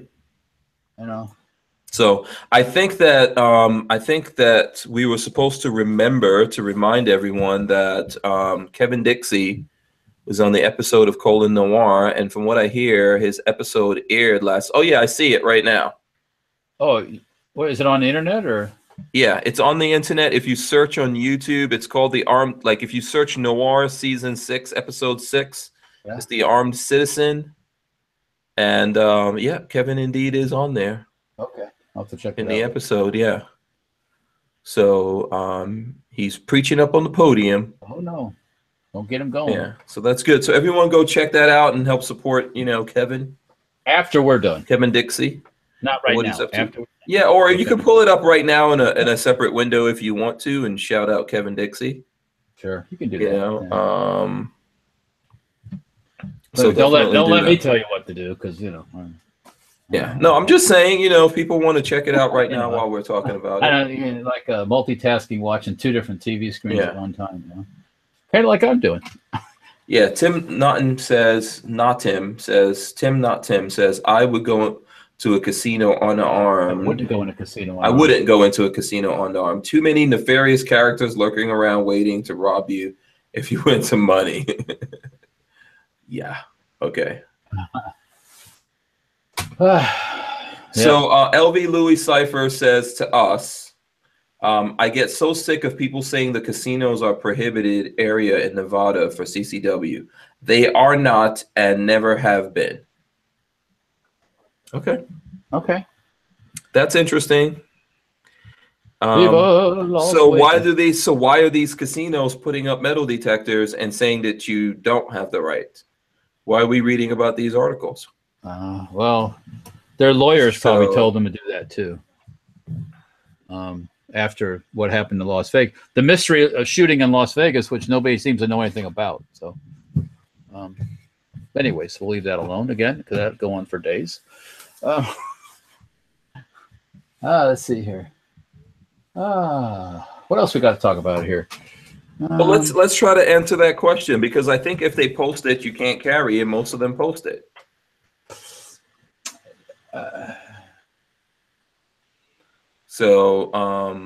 What the heck? Naked man crashes into truck, runs in traffic, jumps on vehicles in DC. Oh, that's an interesting story. I should talk to him once. Pelosi claimed GOP invites violent criminals to carry concealed weapons. Gets her 3 Pinocchios. Let's see here. Beyonce surprises Colin Kaepernick with Sy Muhammad's Ali Award. Yeah, so listen to this. Las Vegas casinos are individual venues regulated by their own concealed weapons rules. If a casino does not expressly forbid concealed weapons, a patron could reasonably assume it allows them. Because casinos are not on the federal list of banned places. However, most casinos say no to concealed weapons and will ban carrying patrons from entering. If they know you're carrying. So, yeah. So they, I could be wrong. I know LV, that's what the LV in LV Louis Cypher stands for Las Vegas. Viva Las Vegas. So, there you go. Yeah. I don't know. So, technically, like he says, it's not illegal, but if the casinos say that their policy does not allow you to do it, then they'll escort you out. You cannot do it. So most of them say that you cannot do it. And now they're going to start. We've got at least one casino that's starting to put in detectors. I'm pretty sure the other ones will go along with that. Well, who knows? We'll see. So he says exactly to whatever we're saying. So he says they have to catch you, and worst they can do is trespass you. Yeah, they'll have the security goons escort you out. Yeah. So. And then they'll probably get marked on their facial recognition stuff. If you ever show up again, they'll throw you out again. Mm-hmm. Probably so. Oh. And the opt out of gun control says don't go to casinos. Every single hotel has a casino. Yeah, you got to walk through the casino to get to the main event. So, yeah, no big deal. The casino doesn't bite. Yeah, you know, They don't bite. They ain't gonna hurt nothing. Yeah. So, and if you don't touch nothing, you won't catch nothing in the casino, right? Okay. All right. So is there any other news? I know yesterday there was some news you wanted to talk about. I know we didn't exactly have time to dig into everything. I was asking about the Alabama Senate race, so who knows what's going on there. Any Alabama folks on the chat? Yeah, anyone who's in Alabama, let us know how that's all going. I know. Get the real feel of what's going on. Yeah. Not the hype that's on the Yeah, I don't know if the polls have closed over there, so if they're calling like what the winner is and all that, but I know everyone's looking at that whole thing. I'm offended. What do you think about that whole thing? Okay, what are you offended about? They can't call it polls anymore, all right? I'm offended. Us Polish people you can't call it a poll. I'm just kidding. I'm just fucking with you. Are you Polish? A little bit, yes. Oh, what percentage Polish? A decent amount. It's a mixture, you know. It's like on what, you know, but Polish, you got a German last name that came into some place, and then the Ukraine. So that's kind of what it is. So yeah, it looks like Chris Bullis says right now it's showing Doug Jones ahead. Jim Lewis says yes. Richard Hughes says Jones 60, Moore 40. So there you go. You know what they were saying was the more that Washington made a big deal about Roy Moore, the more the people of Alabama liked him. So it goes to show you that the people in Washington don't know what they're doing, because we'll see at the end of the day how that plays out. 2.5 Placid DR says stripper poles. Stripper poles. Well, you know. I was just messing with them. Do stripper poles offend you since you're No, they're not. I don't have no problem with stripper poles. Just keep them nice and shiny and bright. So, yeah. No, I was just kidding about that. People get all upset. Oh, a Polish joke. It's like, so what? Come on, laugh a little bit, have some fun. You know, it's not the end of the world. Somebody tells a joke, as long as it's not like hurtful, like purposely hurtful at you. And most of the time, it's not. So. Yeah, I think we're all getting extremely politically correct. Yeah, everybody's so sensitive. If you look at somebody now, it's, hey, look at this woman. You smile at her. Oh, you're sexually harassing me. Oh, I feel threatened. Yeah. Climb into your safe brassiere or something. I don't know. Yeah. But LB Louis Cipher says we have stripper mobiles here. We have a stripper mobile. I think I've seen it. We've all seen those driving around. Hey, remember that girl we met at SEMA that said she had a company that drove the party buses? What? LB Lacey, remember that girl we talked to at the SEMA show? Oh, right. Okay. She said she had a company that did the party bus thing. Yeah. That was interesting. The Genius Prepper says that would be like me getting pissed off because people get drunk on St. Paddy's Day. Right, yeah, making fun of the Irish drinking. Come on now. Yeah. And the Range One says Walter Kellerowski. Keller is like in Germany is like Smith in the US. It's a very common name, but I don't know how it ended up with my family, but who knows? But so, and Vanessa Kitty wants to know if Carrie is banned at SHOT Show. Yeah, it's a casino. Yeah. You have to go through a casino. Yeah, you're not supposed to have any guns in that building. So besides the thousands that get brought into the show. Yeah, it's not that people don't carry, because people do carry. Yeah, they do. But if they're going to start putting in detectors, that could become a problem. When we were out in Las Vegas for SEMA, I didn't see anything that would cause me to. I wasn't carrying, but I didn't. Aside from that weak security, the stuff they have at the show, which they just open your bag and look in. You know, it's like, oh boy, they barely did that. But at the other places we went to, there was not this. It wasn't a Gestapo kind of attitude, because if they do that in Las Vegas, they'll kill Las Vegas. So they can't do that. Okay. You know. You go to Las Vegas to have fun, not to be strip searched every time you go in and out of a door. So, in the end, it won't solve anything anyway. So, My opinion. Yeah. So LV says about that thing. We have a stripper mobile here. It was banned by city and county code because it was causing auto accidents. What, they have the windows open while they have the stripping going on? Is that what? Oh lordy. Yeah. Well. Yeah. Yeah. The funny thing about Las Vegas, you have to be licensed to be everything. Anything you do in Las Vegas, including be a stripper. Everything has a license. Yes. Mm-hmm. Everybody. So. Mm-hmm.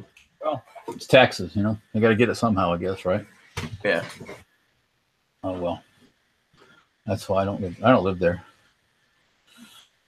What else is going on here? Let's see. Would you live in Las Vegas? I wouldn't. I wouldn't live inside of Las Vegas. I'd have to have a business or something to live there. I mean, there'd be a reason. It's not a place you just. I would not just go there and moved out there because I'm going to Las Vegas. It's like, no, no, not really. Like I said, I have to have a business or a reason. So, so that's just me, though. My sister lives out there. You met her. They like it out there. So, I don't know. Yeah, I'm not knocking living in Las Vegas, but you know, it's not my. I like a little more green. You know. Yeah. I don't mind seeing a couple trees. I would live on the outskirts, and it doesn't take you that long to technically go over the border and get into Arizona, right? No, well, no.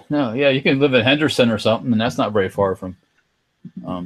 Yeah, I mean, it's Nevada's not a bad place gun wise, and there's it's if you like wide open spaces, nothing wrong with that. But I just need a little more green, That's my opinion. But hey, live where you like, Let's see here. So tell me, we're gonna buy the chocolate MPX? Yeah, I don't need any of that stuff. That's not gonna be. Someone sent me a chocolate Desert Eagle once, I think. I think it was a Desert Eagle. I have to check with Lola. They sent me some kind of chocolate gun. I got like a little sliver of that thing. My kids ate the rest of it. They devoured it, huh? But that's probably better off for me because I think I don't know if Lola got any of it either, but yeah, the kids have a higher metabolism. So yeah, I'm looking at that Hetzer gun. That thing is ugly. Okay. My opinion, it's ugly. No, I mean I know it's. I like guns like that, but I don't like them to be plastered from top to bottom with the company's name, like one big sales logo thing, and that's what that thing is to me. It's like Hetzer, It's like okay, that's cool. That's no,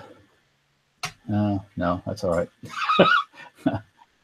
Yeah, the thing about it, if it's all metal, what I worry about with that is the recoil. But I think you can probably get a rubber sleeve or something. Well, I've shot those things before, and their recoil is not fun. I mean, when on guns like this, you're not going to go out and shoot 100 rounds through it just for fun. You're going to shoot a few times and figure out how it works, and that's going to be it. That's my opinion. Yeah, there's a couple of things going on here. I carry my revolver in single action. Said, did you all already talk about Yankee beef with ASP? Who is ASP? American ASP. Yankee. No. Yankee. No. Well, first of all, you're going to have to explain who ASP is to me. Because I'm not really sure who ASP is. American. And Rod Mill says, Walter, if you put the Shockwave stock on the Keg 12, do I still need a $200 tax stamp? Yes, you do. Yeah. Absolutely. That was made from a long barrel gun, and it was shortened.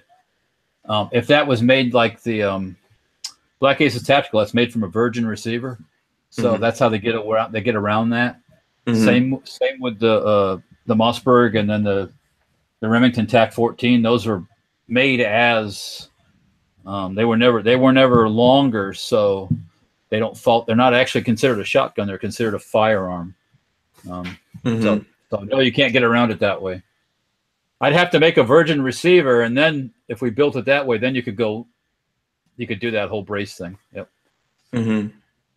That's. I don't have any plans to do that right at the moment either. So I got enough things to do. I got lots of stocks to make. Yeah, I'm not sure who ASP is. I have no idea. Active self-protection. Oh, okay. Is that a I YouTube carry my channel? revolver in single action. Active self-protection. Okay, active self-protection. I'm assuming that is a YouTube channel, or is this like a thing? I'm trying to figure out. Okay, I'm guessing that's a YouTube channel then. So Talk about Yankee. What's his name? Yankee Marshall. Yeah, I don't know. Marshall. I don't I know think they're anything talking about about it. he's taking on somebody. Yeah, I have no idea. I have no clue. I don't even know who active self-protection is. So you know, I'm looking at it. It seems like he has a decent size YouTube channel, but so I don't know. Yeah, I mean, on the shotgun receivers, the people that are familiar with their Hurricane Butterfly gun, they bring in receivers from China, and they can build them. If they bring them in unassembled, they can build them any way they want. So that's what they're doing, and it's not a bad idea. And believe it or not, the Chinese stuff, I have one of those guns, and there's nothing wrong with it. It works just fine. So, and the price point's incredible for what it is. So, you know, if you can get over that whole Chinese thing, which a lot of people can't. It's funny how people can't stand Chinese guns, but they'll take a Mauser any day, or they'll take a they'll buy a Mosin the gun, or they'll buy a North Korean made AK or whatever. They're jonesing for the stuff like that, but they won't take a Chinese gun. I don't know, whatever floats your boat. So. Yeah, so I don't know. This is completely off the subject of guns here for a second, but I don't know if anyone saw that there's this guy who helped build up Facebook into what it is. Chamath what is it? Polyhoptia? Polyhoptia? Did he find up dead or something? No. He's one of the guys from Facebook, and he's like coming out on Facebook lately that he says Facebook is ruining the world. The social media is destroying the world. Yeah, well, and specifically Facebook and stuff like that. I wonder if he turned in any of his billions. Yeah, you can always donate it to some charitable cause. Everything is ruining the world, to be honest with you. And once again, as we know from the interweb's beginnings, a lot of these sites are all cyclic, you know, or Facebook will run its course and then something else will pop up eventually. YouTube, way they're going, they're shooting themselves in the head by the way they're acting. So who knows what's going to be in the future. But you know, yeah, I don't see these people that are all high and mighty and think everything's ruined. I don't see them giving up their money. He's probably still collecting money from Facebook as a royalty. I'm sure he is, if he was smart. So you don't see the guys from Microsoft just walking away and going to live in a hut in Namibia or something. So it never happens. They always get all smart after they make their billions, and then keep right on collecting it. Right off. Let's see here. MySpace is making a comeback. Oh, okay. Really? So yeah, I think I was trying to look at the active self-protection YouTube page, and I think that it's just it looks like he just rebroadcasts a lot of video, like self-protection stuff from across the world or something like that. Oh, okay. Yeah, I don't know what Yankee Marshall's beef with that is. So there you go. And did we? Yeah, I think we answered Rod Mill's questions. So okay, so on that point though, Walter, is there a way for you to figure out how to make it a version of your KEG 12 that is non-NFA? Like, it matters where the receiver came from, right? Yeah, you have to have a virgin receiver, and then you got to still meet that 26-inch overall length thing. You still got to have that to make it non-NFA. So that's like Black Aces does. They have barrel, they have stock, and it falls into that 26-inch, and it's cool. So yeah, you have to do that. So is it possible for you to do that? Is it a difficult thing for you to undertake? Making the receiver? It probably wouldn't be that hard. Then you have to get the rest of the parts too, with the internal parts of a shotgun. I'll say bad words. I mean, if I went to the Chinese, I could probably have it all done relatively short order. But then everybody would say, "Oh, it's made in China." Blah, blah, blah, blah. But Yeah. The other internal parts are not that hard on a Remington shotgun or a Mossberg. It's just a whole nother project. So I don't know if I want to. If you want to get that deep, I want to get into it. There's other things I'd rather be doing than that. I mean, I thought about it. I mean, it's cool. I mean, but right now, every time you turn around, there's a new semi-auto shotgun on the market. So, yeah. I think you know, if we were going to put time into this kind of stuff, and you and I have talked about this before, yeah. You know, let's develop some other things that folks want out there, but they don't necessarily see. Now, I'm not saying something that like one dude goes on here, well, I really want this. Right. And he's the only guy who says he wants it. And then we go spend a ton of money and time and energy developing it. Yeah. And then, you know, he's like, it's too expensive. Or I don't want it. I don't want it anymore. Yeah. But if we could figure out some things that people really wanted, then we could maybe go out there and try to help develop that no one else is. I want to see some knives or guns. Yeah. What was that? They want to see some knives or guns. Oh, the people want it. Is that Peggy saying people want to see knives or guns? Okay, do you have some guns, Walter? I probably could dig some guns up. Yeah, I definitely got some knives. Yeah. I say, I think we talked out the SB Tactical, pretty simple brace, very lightweight, incredibly light. I would put this on something. So there you go. That's the end of that. Okay, Walter, you got an axe? Yeah, this is I got an axe to grind, mofo. I forget the name of this one here, but this is a really cool little scatchet hatchet kind of thing where you can do you can use it to skin with. Plus, it's, you know, chopper. I forget the company's name. I bought this actually shot one year. After the end of the show, I came back to their tables and they sold it to me. So, cool little. If anybody else has got something like this, say something, man. Say something. But 904 Outdoors says, "Whip it out, Walter." Whip it out. The guns. When in doubt, whip it out. Okay, we're working on it. I noticed that's got a very shiny blade on it there. And it is very sharp too. So yeah, it's stainless steel. Yeah, it's kind of like that. You pulled out a swashbuckling sword the other day. Ah, yes, that one, that cutlass. Yes, cutlass. Yeah, a cutlass. Cutlasses I'm used to are a lot duller than that, but we'll go with it. That one that I pulled out was not actually very sharp. Just shiny. Yeah. So, speaking of receivers, go ahead. Here's a Mossberg receiver, and you can kind of see, you know, what's involved with it. It's not super complicated. No, it's not super complicated at all. But once again, how much more expensive would it be for you to mill that out? It wouldn't be that bad, really. I don't think. It's just you got to have the rest of the parts, then the trigger assembly and all that stuff too. So, I'm not making trigger assemblies for shotguns. I can tell you that right now. So, you'd have to find those parts. I know that the what's the guys? They're making the other shotguns. They buy parts from Mossberg. Mossberg sells them parts like OEM type stuff. And some of the stuff they make, like on the Black Aces, the bolt is longer than stock, so they make new bolts, they make new firing pins, and then they use some of the Mossberg parts and kind of fill in the blanks. But yeah, I don't know. I just don't get. I get excited about it for a few minutes, and then I'm thinking about something else. So I don't know. Yeah. And that's how it goes. By the way, I did show this earlier. I don't know. There's probably a bunch of people joining us now, but behind me is the RDB. I could show that again. Walter, I think you're going to go pull out some guns, right? I'm going to take the headphones off. Yeah. Create some echo. And I want to pull some guns out. Yeah, let's see what we got here. Absolutely. And by the way, while you're doing, now you're creating the echo. Thank you. I appreciate that. I can't even hear you. So while you're doing that, Walter, I'm going to show this thing from WMD Guns. And for anyone who's here in the Gainesville area or not too far away from Gainesville, WMD Guns is going to do an in-store at Big Daddy Guns on Saturday, this Saturday.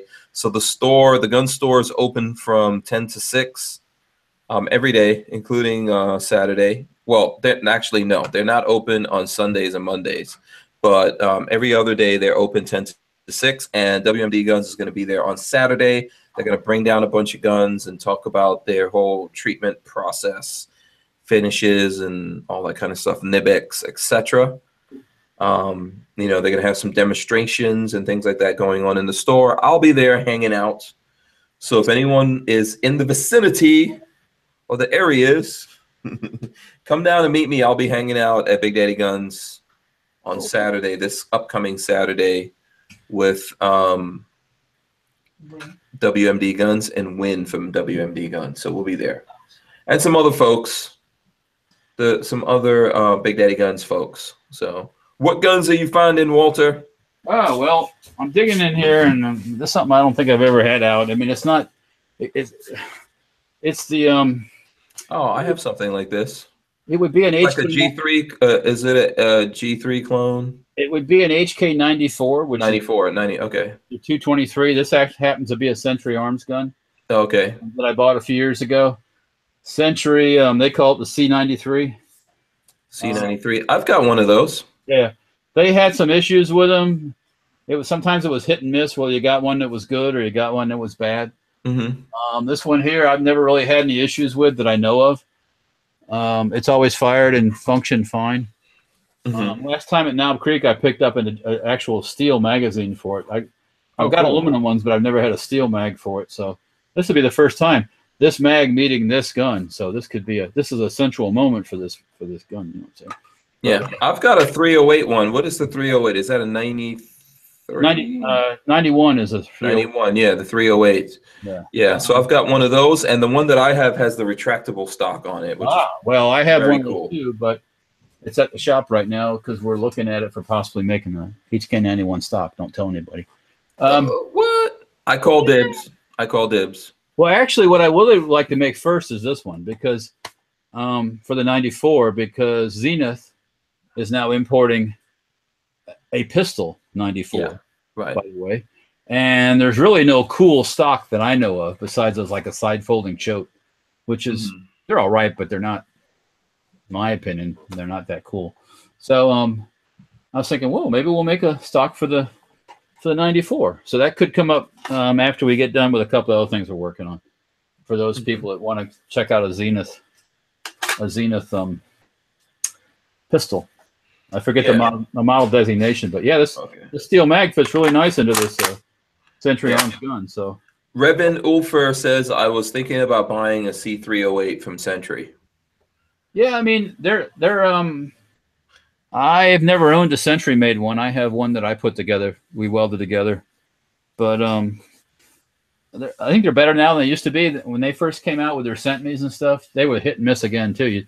You'd get a really good one, then you get a really shitty one that didn't extract right and stuff like that. So I think they've gotten better with that. I'm not real fond of all the plastic lower stuff they use to get the compliance, the American-made compliance but the grip seems small, you know, for these Eastern Europe. And how changeable is that? Not really, right? You could probably on the 91s you can swap it. You could get is it the whole thing? Yeah, it's the whole lower. Yeah, it's that whole piece. Yeah, this is all one piece here. So yeah, except for the trigger pack. Right, correct. Yeah. Yeah. But I wonder if that Franklin one will work in this one. I don't know. I think so. We took the one, well, the 308 one we have like that. We took it apart. Right. We're still working on doing all the stuff, but it looks like it's going to fit in there. Oh, okay, well, that's cool because that would be on a 308. That thing would rock your world, man. That thing goes off. That'd be cool. So one of the projects I want to do here coming up is I want to build what they call an HK51. That's where the 308 gun with a real short barrel. But this one, like I said, this one's always worked pretty well. We'll have to take it out and shoot it. I've never done it, never shot it with you. So yeah, I think we should do that. Right now, we're working on a video with the 308 version of that using the HK trigger from Franklin Arms, the binary. Okay. And then I think we're looking at some other, because we want to really, I'm trying to be as thorough as I can be in these things. I'm not saying it's like super thorough or anything, but we want to try it in some actual H&Ks. Oh, okay. Yeah. I used to have an HK91. That was my first. Actually, that was my first assault type rifle. that I bought like back in their oh dear, that was a long time ago. Back in the 80s, actually. And that was $650 when I bought it back then. That was high end for those type guns at that time. But I used it for hunting. I used the gun and it worked. I can't say anything bad about HK91. They always fire when you pull the trigger, and I drug that thing through the woods, dropped it in the water, the whole 9 yards. So once again, I fell for the advertising. You know, back when the back when the Iranians were fighting the Iraqis in the Iran-Iraq war, that's all you saw was HKs on both sides. AKs too, but mostly HKs.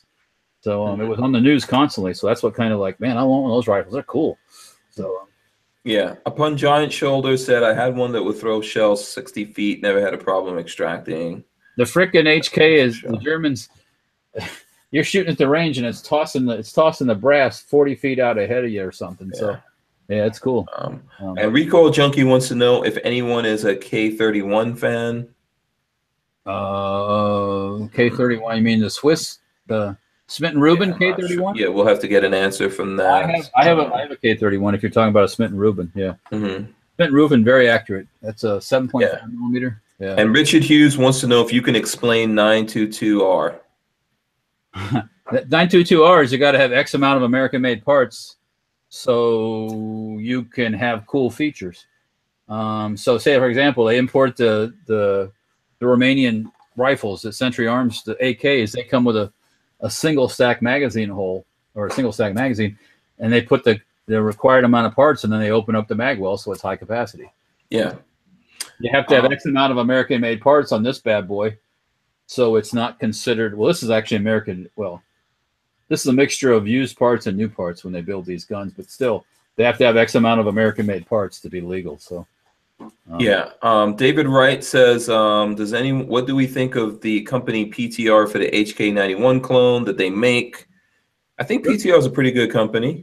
They're good. Nothing wrong with them. Yeah. You know, I've shot their stuff and all that. So they, I think for their like basic 9091 is like $900. That's not bad. I mean, you know, if you want American made stuff. Yeah. So Richard wants to know, if I buy a firearm domestically, is it 922R compliant? If it's all made here, it doesn't have to be. But if you buy it and it's got surplus parts and all that stuff, or it's being imported, say like that. Say like those Turkish made, these things Turkish made, they have to have X amount of American made parts.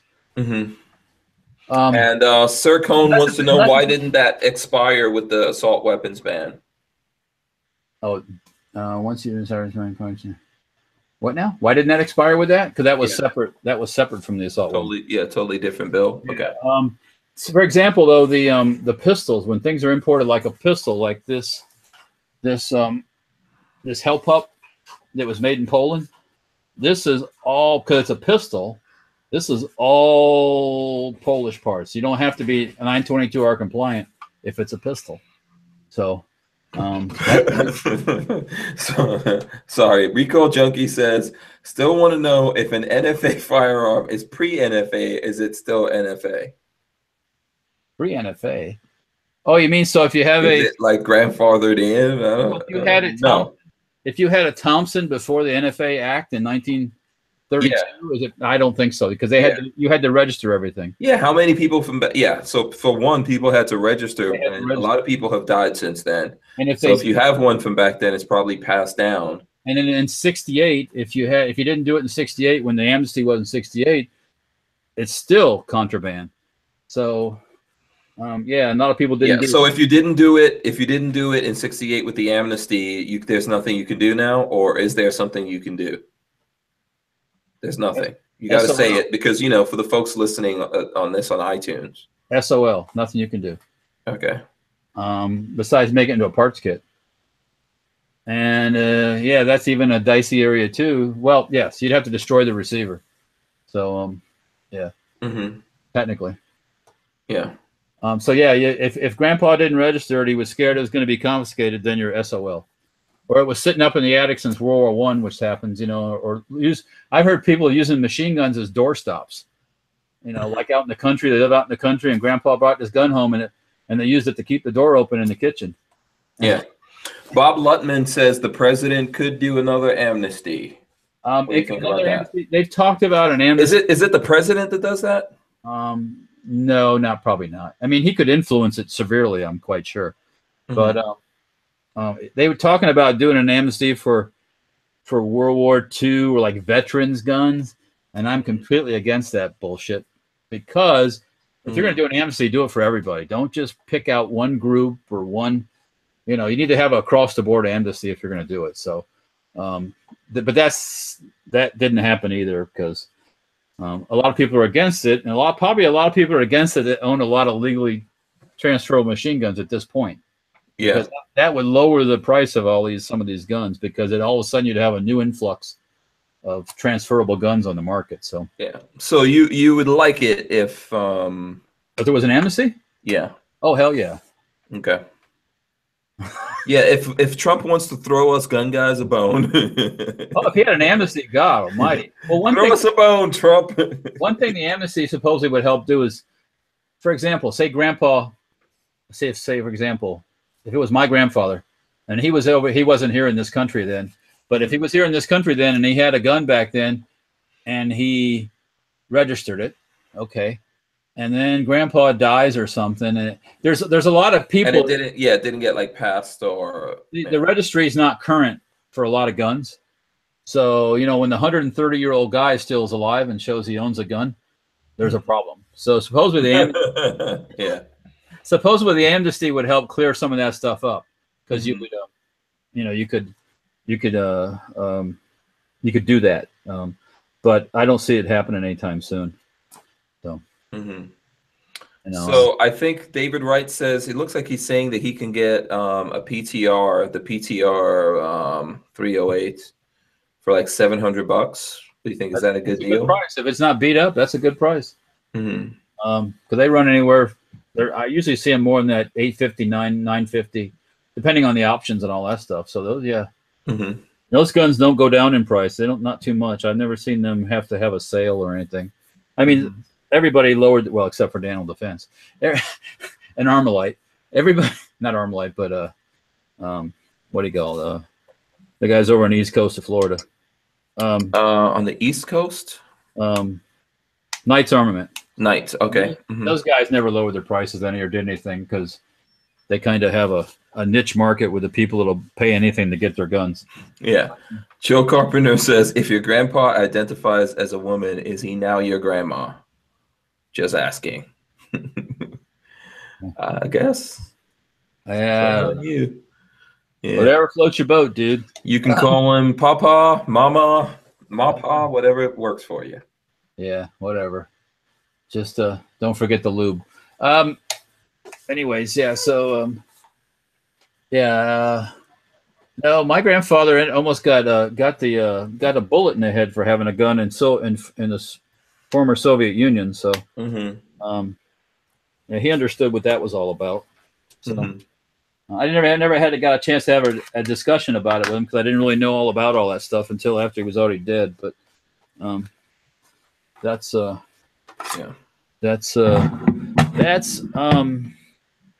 a lot of people lack nowadays. They don't have anybody that has faced any oppression, so to speak, in a real sense of oppression, not just being called a bad name or something. Yeah. By the way, I noticed you're wearing that BMW shirt that we got from SEMA. Yes, I am. Actually, it's a very nice shirt. And Peggy says it's a good color. Oh, is that was that BMW and Mini? Is that why you're rocking it right there? I didn't realize there was a Mini on there. It was. Oh yeah, there is a Mini. Yeah. Don't you have a Mini or two? With the BMW, in order for the approved oil for the Mini is the yeah. Don't you have a couple of Minis, if I'm not mistaken? 500s. Oh, you got the 500s. Okay. Yeah. How dare you? We don't have. Say you're sorry. Okay. Okay, I apologize. Okay, there you for go. Misnaming. You're forgiven. But yeah, no, we have Fiat 500s. So I'm taking apart the 94 right now, just kind of. Let's see how easy it is to get to the trigger pack. Well, okay, here's the trigger pack. That was the bolt you just showed, right? The bolt and the spring. and the bolt Okay. had the carrier and the spring and all that stuff. This is the trigger pack. Now watch. For those who don't know, when you lift the safety lever up all the way to the vertical position. Oh, is that how you get the? Okay, that's how you take the trigger, the safety out. Okay. Safety will pull out, and once the safety pulls out, once the safety pulls. Come on, put some strength in there. I don't want to bust my knuckles up. Once the safety pulls out, you get the trigger pack. So that's never shot. Was that ever shot? Oh, this gun, yes, it's been shot. Yes. Okay. All right. It wasn't too dirty. We had a hard time getting our trigger pack out. Now this is kind of interesting. It was just, it's a little dirty in there. Okay, so let's see the trigger. Hold the trigger. Hold it up a little bit. Now, hold it up. This is the hold it up a little. Hold it up a little bit more. A little higher. Okay. Stop talking. This is the first time I've had this out of the frame. You notice? I didn't notice. Look at this grinding marks. Mm-hmm. Essentially, when they were putting things together, they polished and ground stuff and didn't really refinish it. So that's interesting. Yeah, that's kind of different, but it's probably they were in a hurry. Who knows? But anyways, yeah. So the lower on this is just injection molded plastic. It's kind of cheap, actually. Oh, that's a plastic one? Yes, it's all plastic. Yeah. Huh. They would call this kind of like what they call it the Navy lower, which is all plastic. Are they all like that? No, there's ones that are metal. I don't think the one that we have was plastic. I could be wrong. Metal and with a removable grip on it. Those you can change the grip on and have a different style grip if you want. Mm-hmm. But yeah, this is the first time I've had it out, so yeah, that's cool. HK's a pretty simple gun, pretty simple design. It has there was a lot of really smart guys that came up with this stuff after World War II. So, but anyways, putting her back together, you just put the pin back in and push it, slide it, push it, slide it down. There it goes. There it goes. Oh, there. So it's back down in the. And Richard Hughes wants to know how much the AR-15 is patented after this. Nothing. Okay. Zero. Big nothing. Okay. Now, if you want to look for AR and where he got his ideas, you got to look at like the Johnson rifle. I believe the Johnson has a rotating bolt like the AR does, and then he got his eye. There's another even earlier gun that had the rotating bolt head type arrangement like an AR.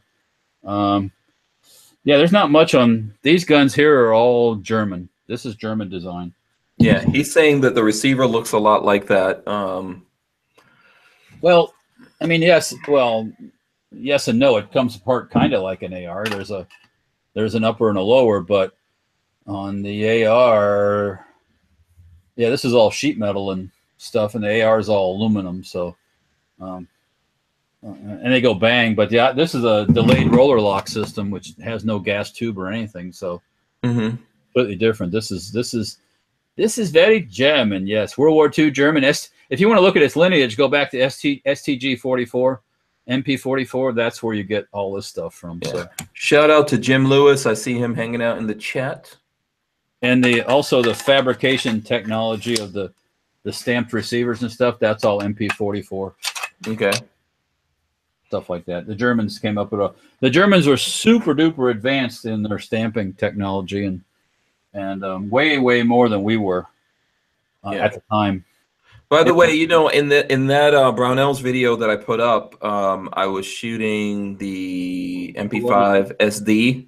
Yes. And my buddy, Jesse James has one of those. Oh, cool. Yeah. Once I get my, well, that's an SD. That's not the SD. I was hanging out with him today. He just picked up, I know this is like a car thing and off the subject, but he actually picked up a BMW M2. Very nice. Oh, really? Cool. Yeah. New ride for him, huh? Yeah, so I was checking it out, trying to convince him that, which is not difficult to convince him, but, I'm trying to get him to do a video on it. Oh, okay. So cool. How's he doing? Yeah. He's doing good. He's doing good. I don't think you've seen him in a while, right? No, it's been a while, yeah. So, yeah. Well, that's good.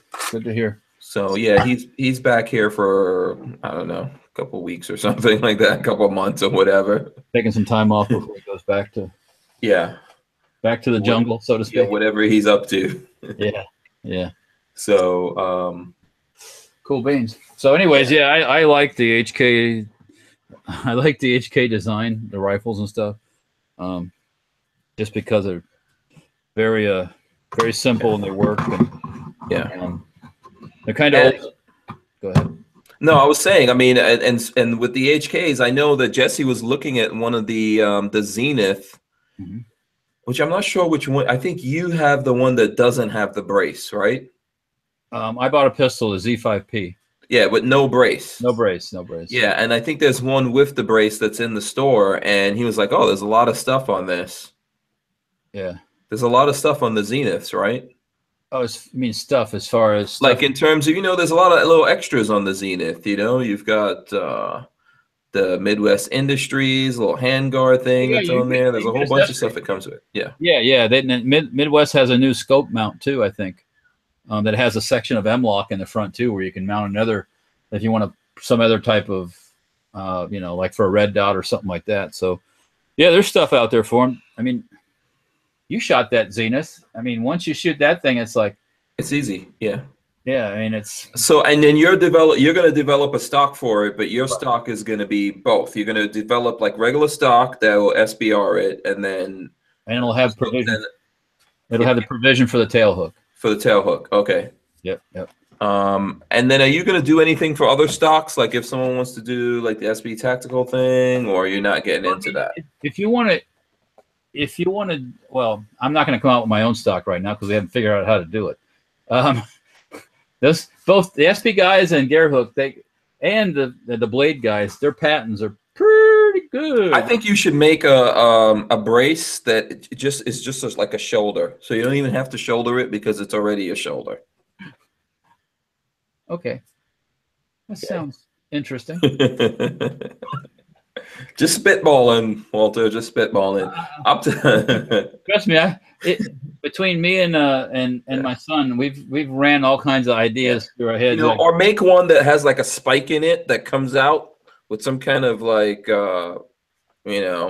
it's called pneumatic pressure. So it comes out and just goes into your shoulder and then keeps it real stable. I mean, you might bleed a little bit. We can permanently put a socket implanted into your shoulder. That's true. Pick your gun up and just right into it, and or put a magnet or something there, and then make a brace that has a magnet in it. And you can polar opposite. Tangs there.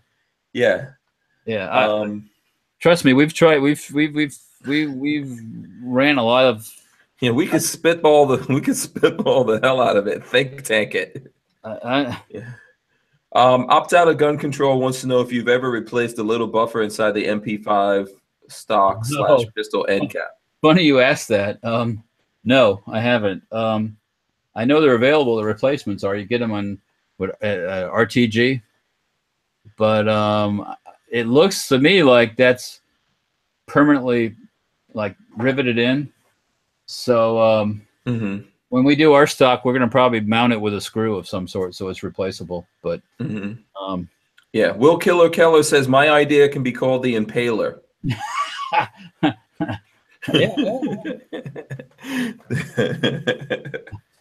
You never know, man. One day that might be a thing.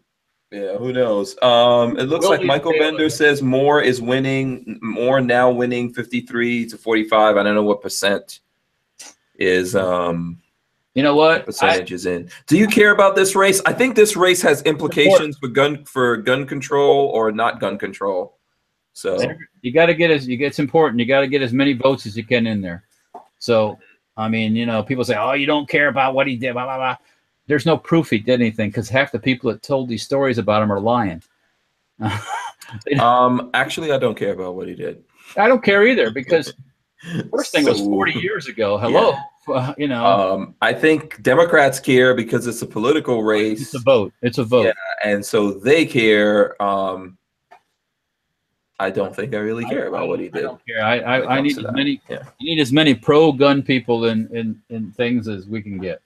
And yes, I mean, I don't know that we have a guarantee that he's pro-gun, but we'll, right? None of these guys are guaranteed on what they do, but I think like, is it shocking? Men are dogs. We're terrible. What a surprise!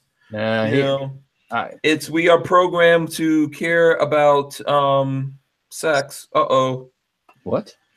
I'm worried about my pocketbook. Damn it! What about the sex stuff? Oh, you don't care about sex? Is that what you're saying? Well, I'm gonna. That's gonna happen anyways, whether he gets elected or not. So yeah.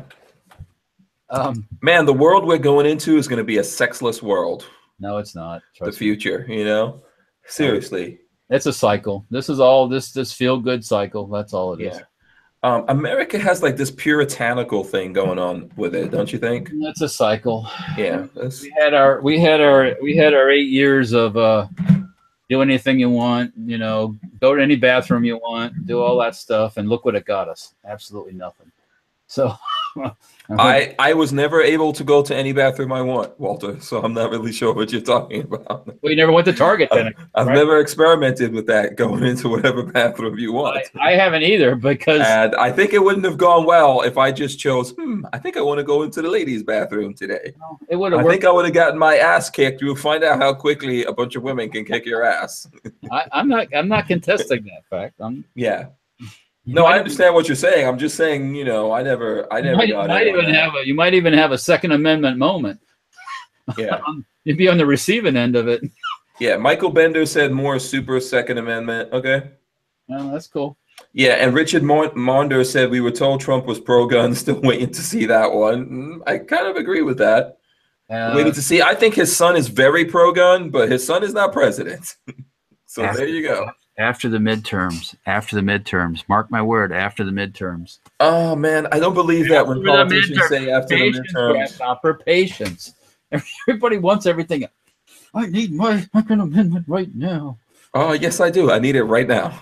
I need it right now, this minute. Thank you. Yes. Jim Lewis says we need more statesmen and less politicians. We need more Harry Trumans. I wish we had Harry Truman, and he was a Democrat. What happened? I mean, they flipped. It's like, yeah. Range One says we do. Hank, he's a strict constitutional guy like Judge Gorsuch. Can you put? Wait a minute, we're getting guns. And LV Louis Cipher said Trump is more pro-gun than Hillary. Hell yes. Yes, very much. And so. Trump did give us what was the judge that Trump put in? Was it Gorsuch? Yeah. Yes. Yeah. So there you go. Right, here's a gun question. David Wright, can you put a regular HK MP5 stock on a Z5P? No, it will not go on. Yeah. So what I'm building is a stock for the Z5P because that is the smallest, coolest little one. Secret Service carries it. Navy SEALs use it. Is there something wrong with your throat? And I've been told that that I need to make a stock. So by people that are in the know. So okay. So if you can get that in front of the right people, and you're making that huge mistake of thinking government contracts here. No, I'm not thinking that. I'm just thinking getting it in front of the right people. Yeah. Let the chips fall where they may. I'll sell them regardless whether it gets a government contract or not if it's cool. I think so too, and I think the Zenith gun is a nice gun. Yeah, and I know it's a nice chunk of change, but it's a nice gun too. And you get a lot of stuff that comes with it. Yeah, there's already stocks out there for the MP5. They're collapsible. There's really not one for the MP5K besides the side folding choke, which the SEALs use and the Secret Service use and stuff. But it's kind of it's the adopted stock, but it's just kind of a pig. So we're trying to do something a little smaller and lighter and more compact and. Yeah, Diamond Moto says SHTF 50 military contract. You know what? You can't. As cool as it might sound, like an idea that hey, you could just put it on top of a M16 lower. Barrett and stuff is so far up the military's ass that you just can't. It's not easy to get in the military and do stuff. You can get in units, like if a unit wants to buy your stuff and they have money and they use their credit cards and stuff and buy it. But I don't know if you get in the military stuff, then you got to have manuals and you got to people writing, Yeah. Yeah. The Tyven show says peekaboo, and Greg 98K says Z5P have reinforcement blocks Yes. welded at rear end of No receiver problem. that prevent stock attachment. So what do you say about that? Yet, not for us. No, Okay. we're gonna make some nice little rails that fit right down that groove. So, as I don't want to hear no, we're gonna do it. So Yeah, so we already did it. So okay. Armin Crispy says, can you post a link for the KD Noir video? Oh, sorry, I should have done that. Hold on. yeah, you've been slacking. Oh crap. I don't know what I did to that window. Oh, let me see here. Hold on, let me see. I think I'll find it. Okay, hold on. I think I found it. Well, I'm Diamond Moto. I'm glad you liked the SHTF 50 manual. That was actually put together by somebody who does manuals. So we tried to cover everything in there as much as we could. It's hard to cover operator error, and we run into that on a regular basis. Something is okay. Why am I not able to? I can't. I found the video, but not the link. That's weird. What is going on here? Yeah, the David Walters, the Secret Service guys, used that stock reinforcement on the back of the I've been told they use that stock reinforcement to hook a hook in underneath and carry the gun in that hook and use it like hooked in the stock reinforcement. So we'll probably come up with some kind of replacement for that if need be. But actually, Vanessa Kitty, the engraving on the SHTF 50 is done on the milling machine right now. So a laser is definitely, I'd love to be in my future here because I could use it right now on the aluminum stocks we're making. So to save some time. So I just have to convince some other people at Safety Harbor Firearms that we need one. Oh, when you say other people, okay, here, I think I found the link. I'll put that in there for anyone who wants to see it. Bam, there you go. Need more money. I just heard that in the background. Oh. Well, with the laser, we could make some more money because see, I'm gonna go in and edit and put that link in the discussion here for anyone who wants to know. So I'm gonna put KD on Noir and then the link for anyone who's looking for it, and save that right now. So when you go in there, like do hashtag. Let's see, go in there and comment while you're looking at that video and say hashtag something. Let's do hashtag big girl panties.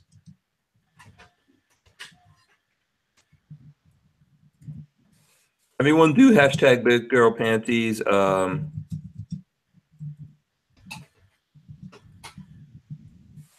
And then put your comment in. So I'm sure the crew over at Noir will be like, what the hell is hashtag big girl panties? What does this mean? What has happened now?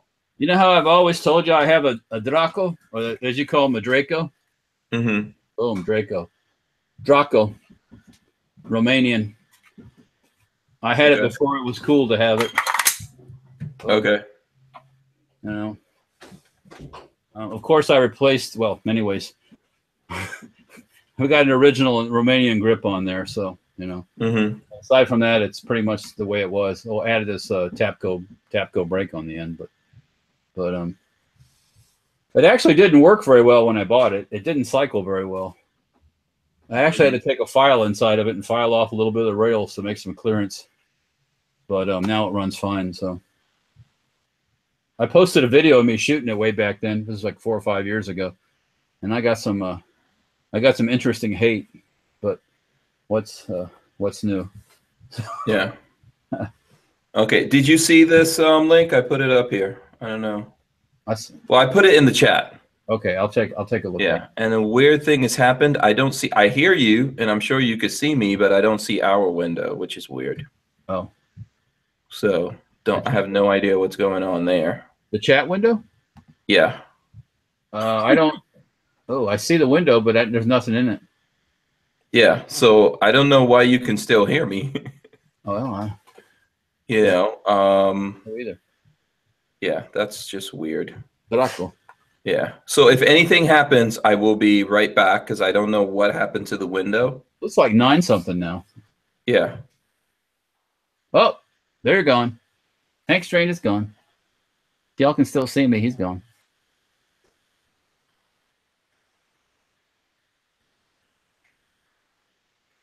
Okay, see, I had to jump back in. I had to jump back in on my own thing.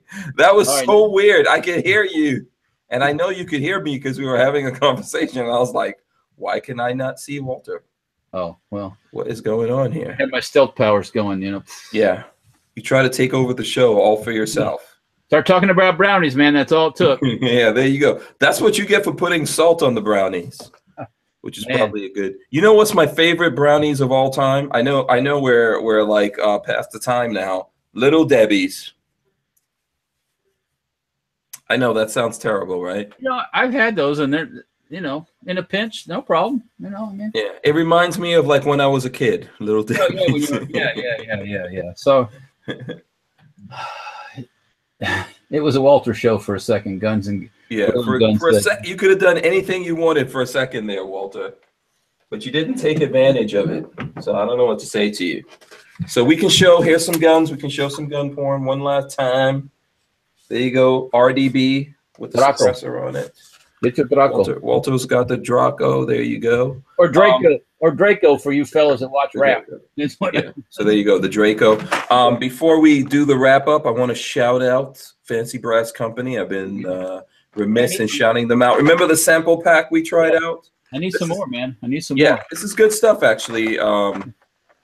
Fancy Brass Company. We're testing them out and testing out their ammo and all that kind of stuff.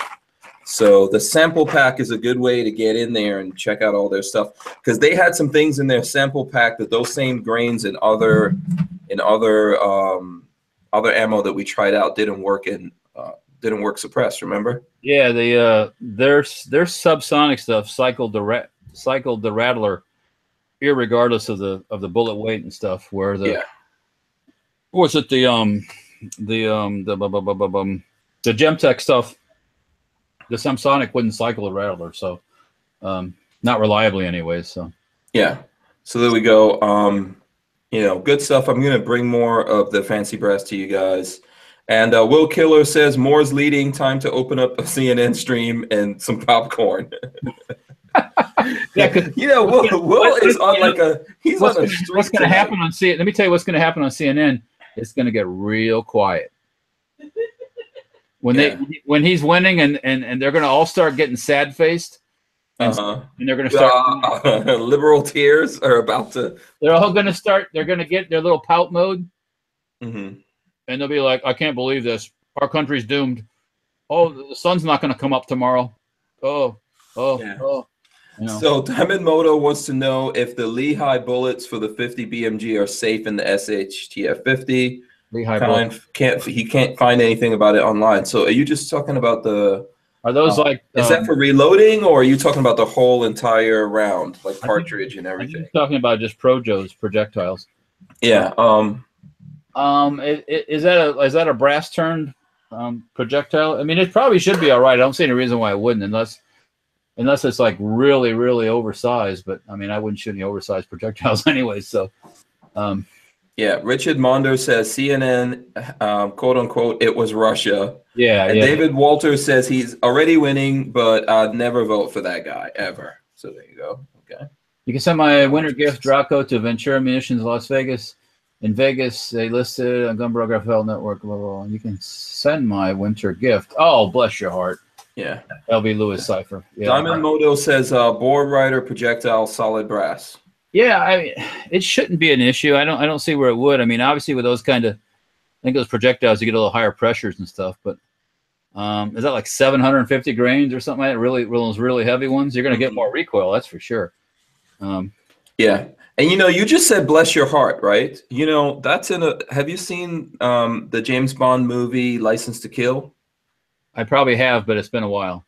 Yeah, it has Wayne Newton in there, and he says "bless your heart" through that whole thing. Yeah, no matter what they do to him, he's like, "Bless your heart." Bless your heart. Wayne Newton, he's all right.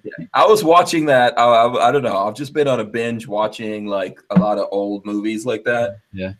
And yeah, I was like, this sounds just like Walter. Bless your heart. Yeah, he was held up at gunpoint by one of the Bond chicks, and he goes, "Bless your heart." And then at the end of the movie, he's running with like a bag of money or something like that.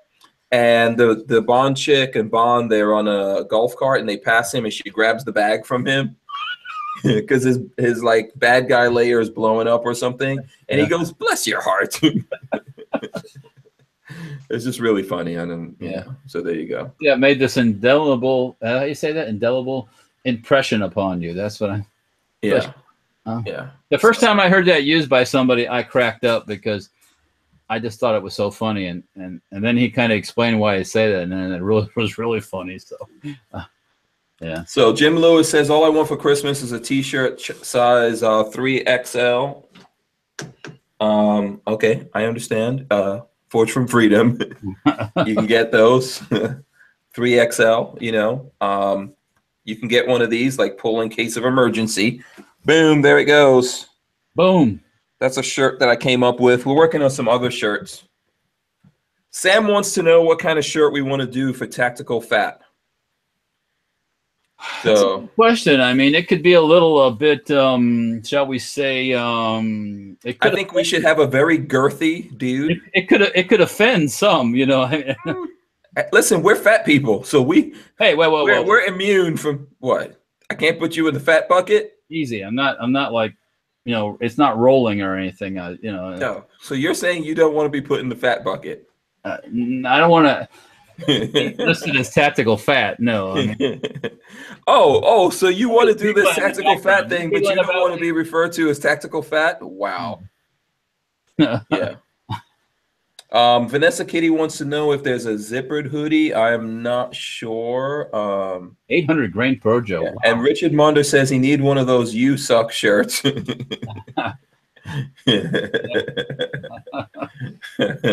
suck tactical fat. Yeah.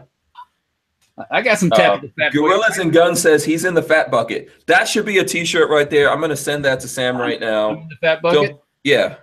Don't put me in the tactical fat bucket. Yeah, no tactical fat for me.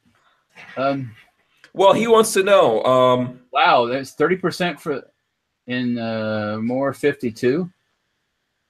Wow. Oh, 30% of the things are in. Okay, I see. Yeah. Or don't put me in the tactical fat bucket, bro.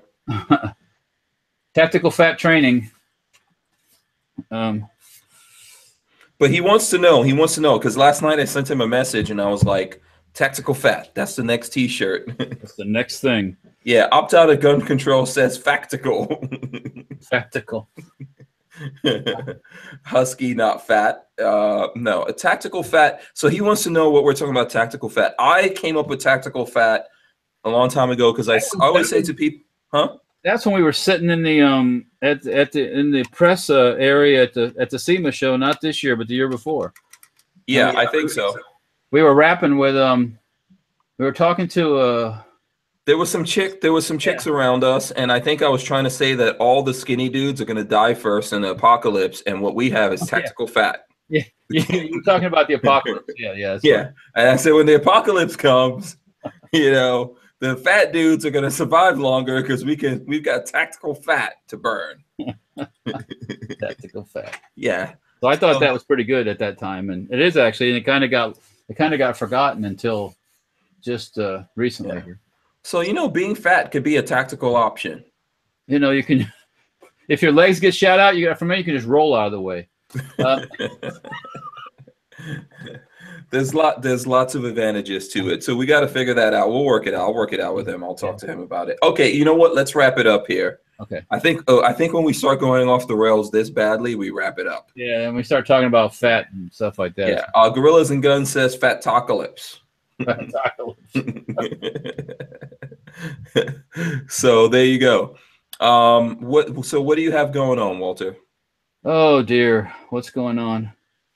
What's up? I don't know if you're coming back tomorrow. I don't know what's going on. Lola wants me to remind everyone that tomorrow is me, you, and Kevin.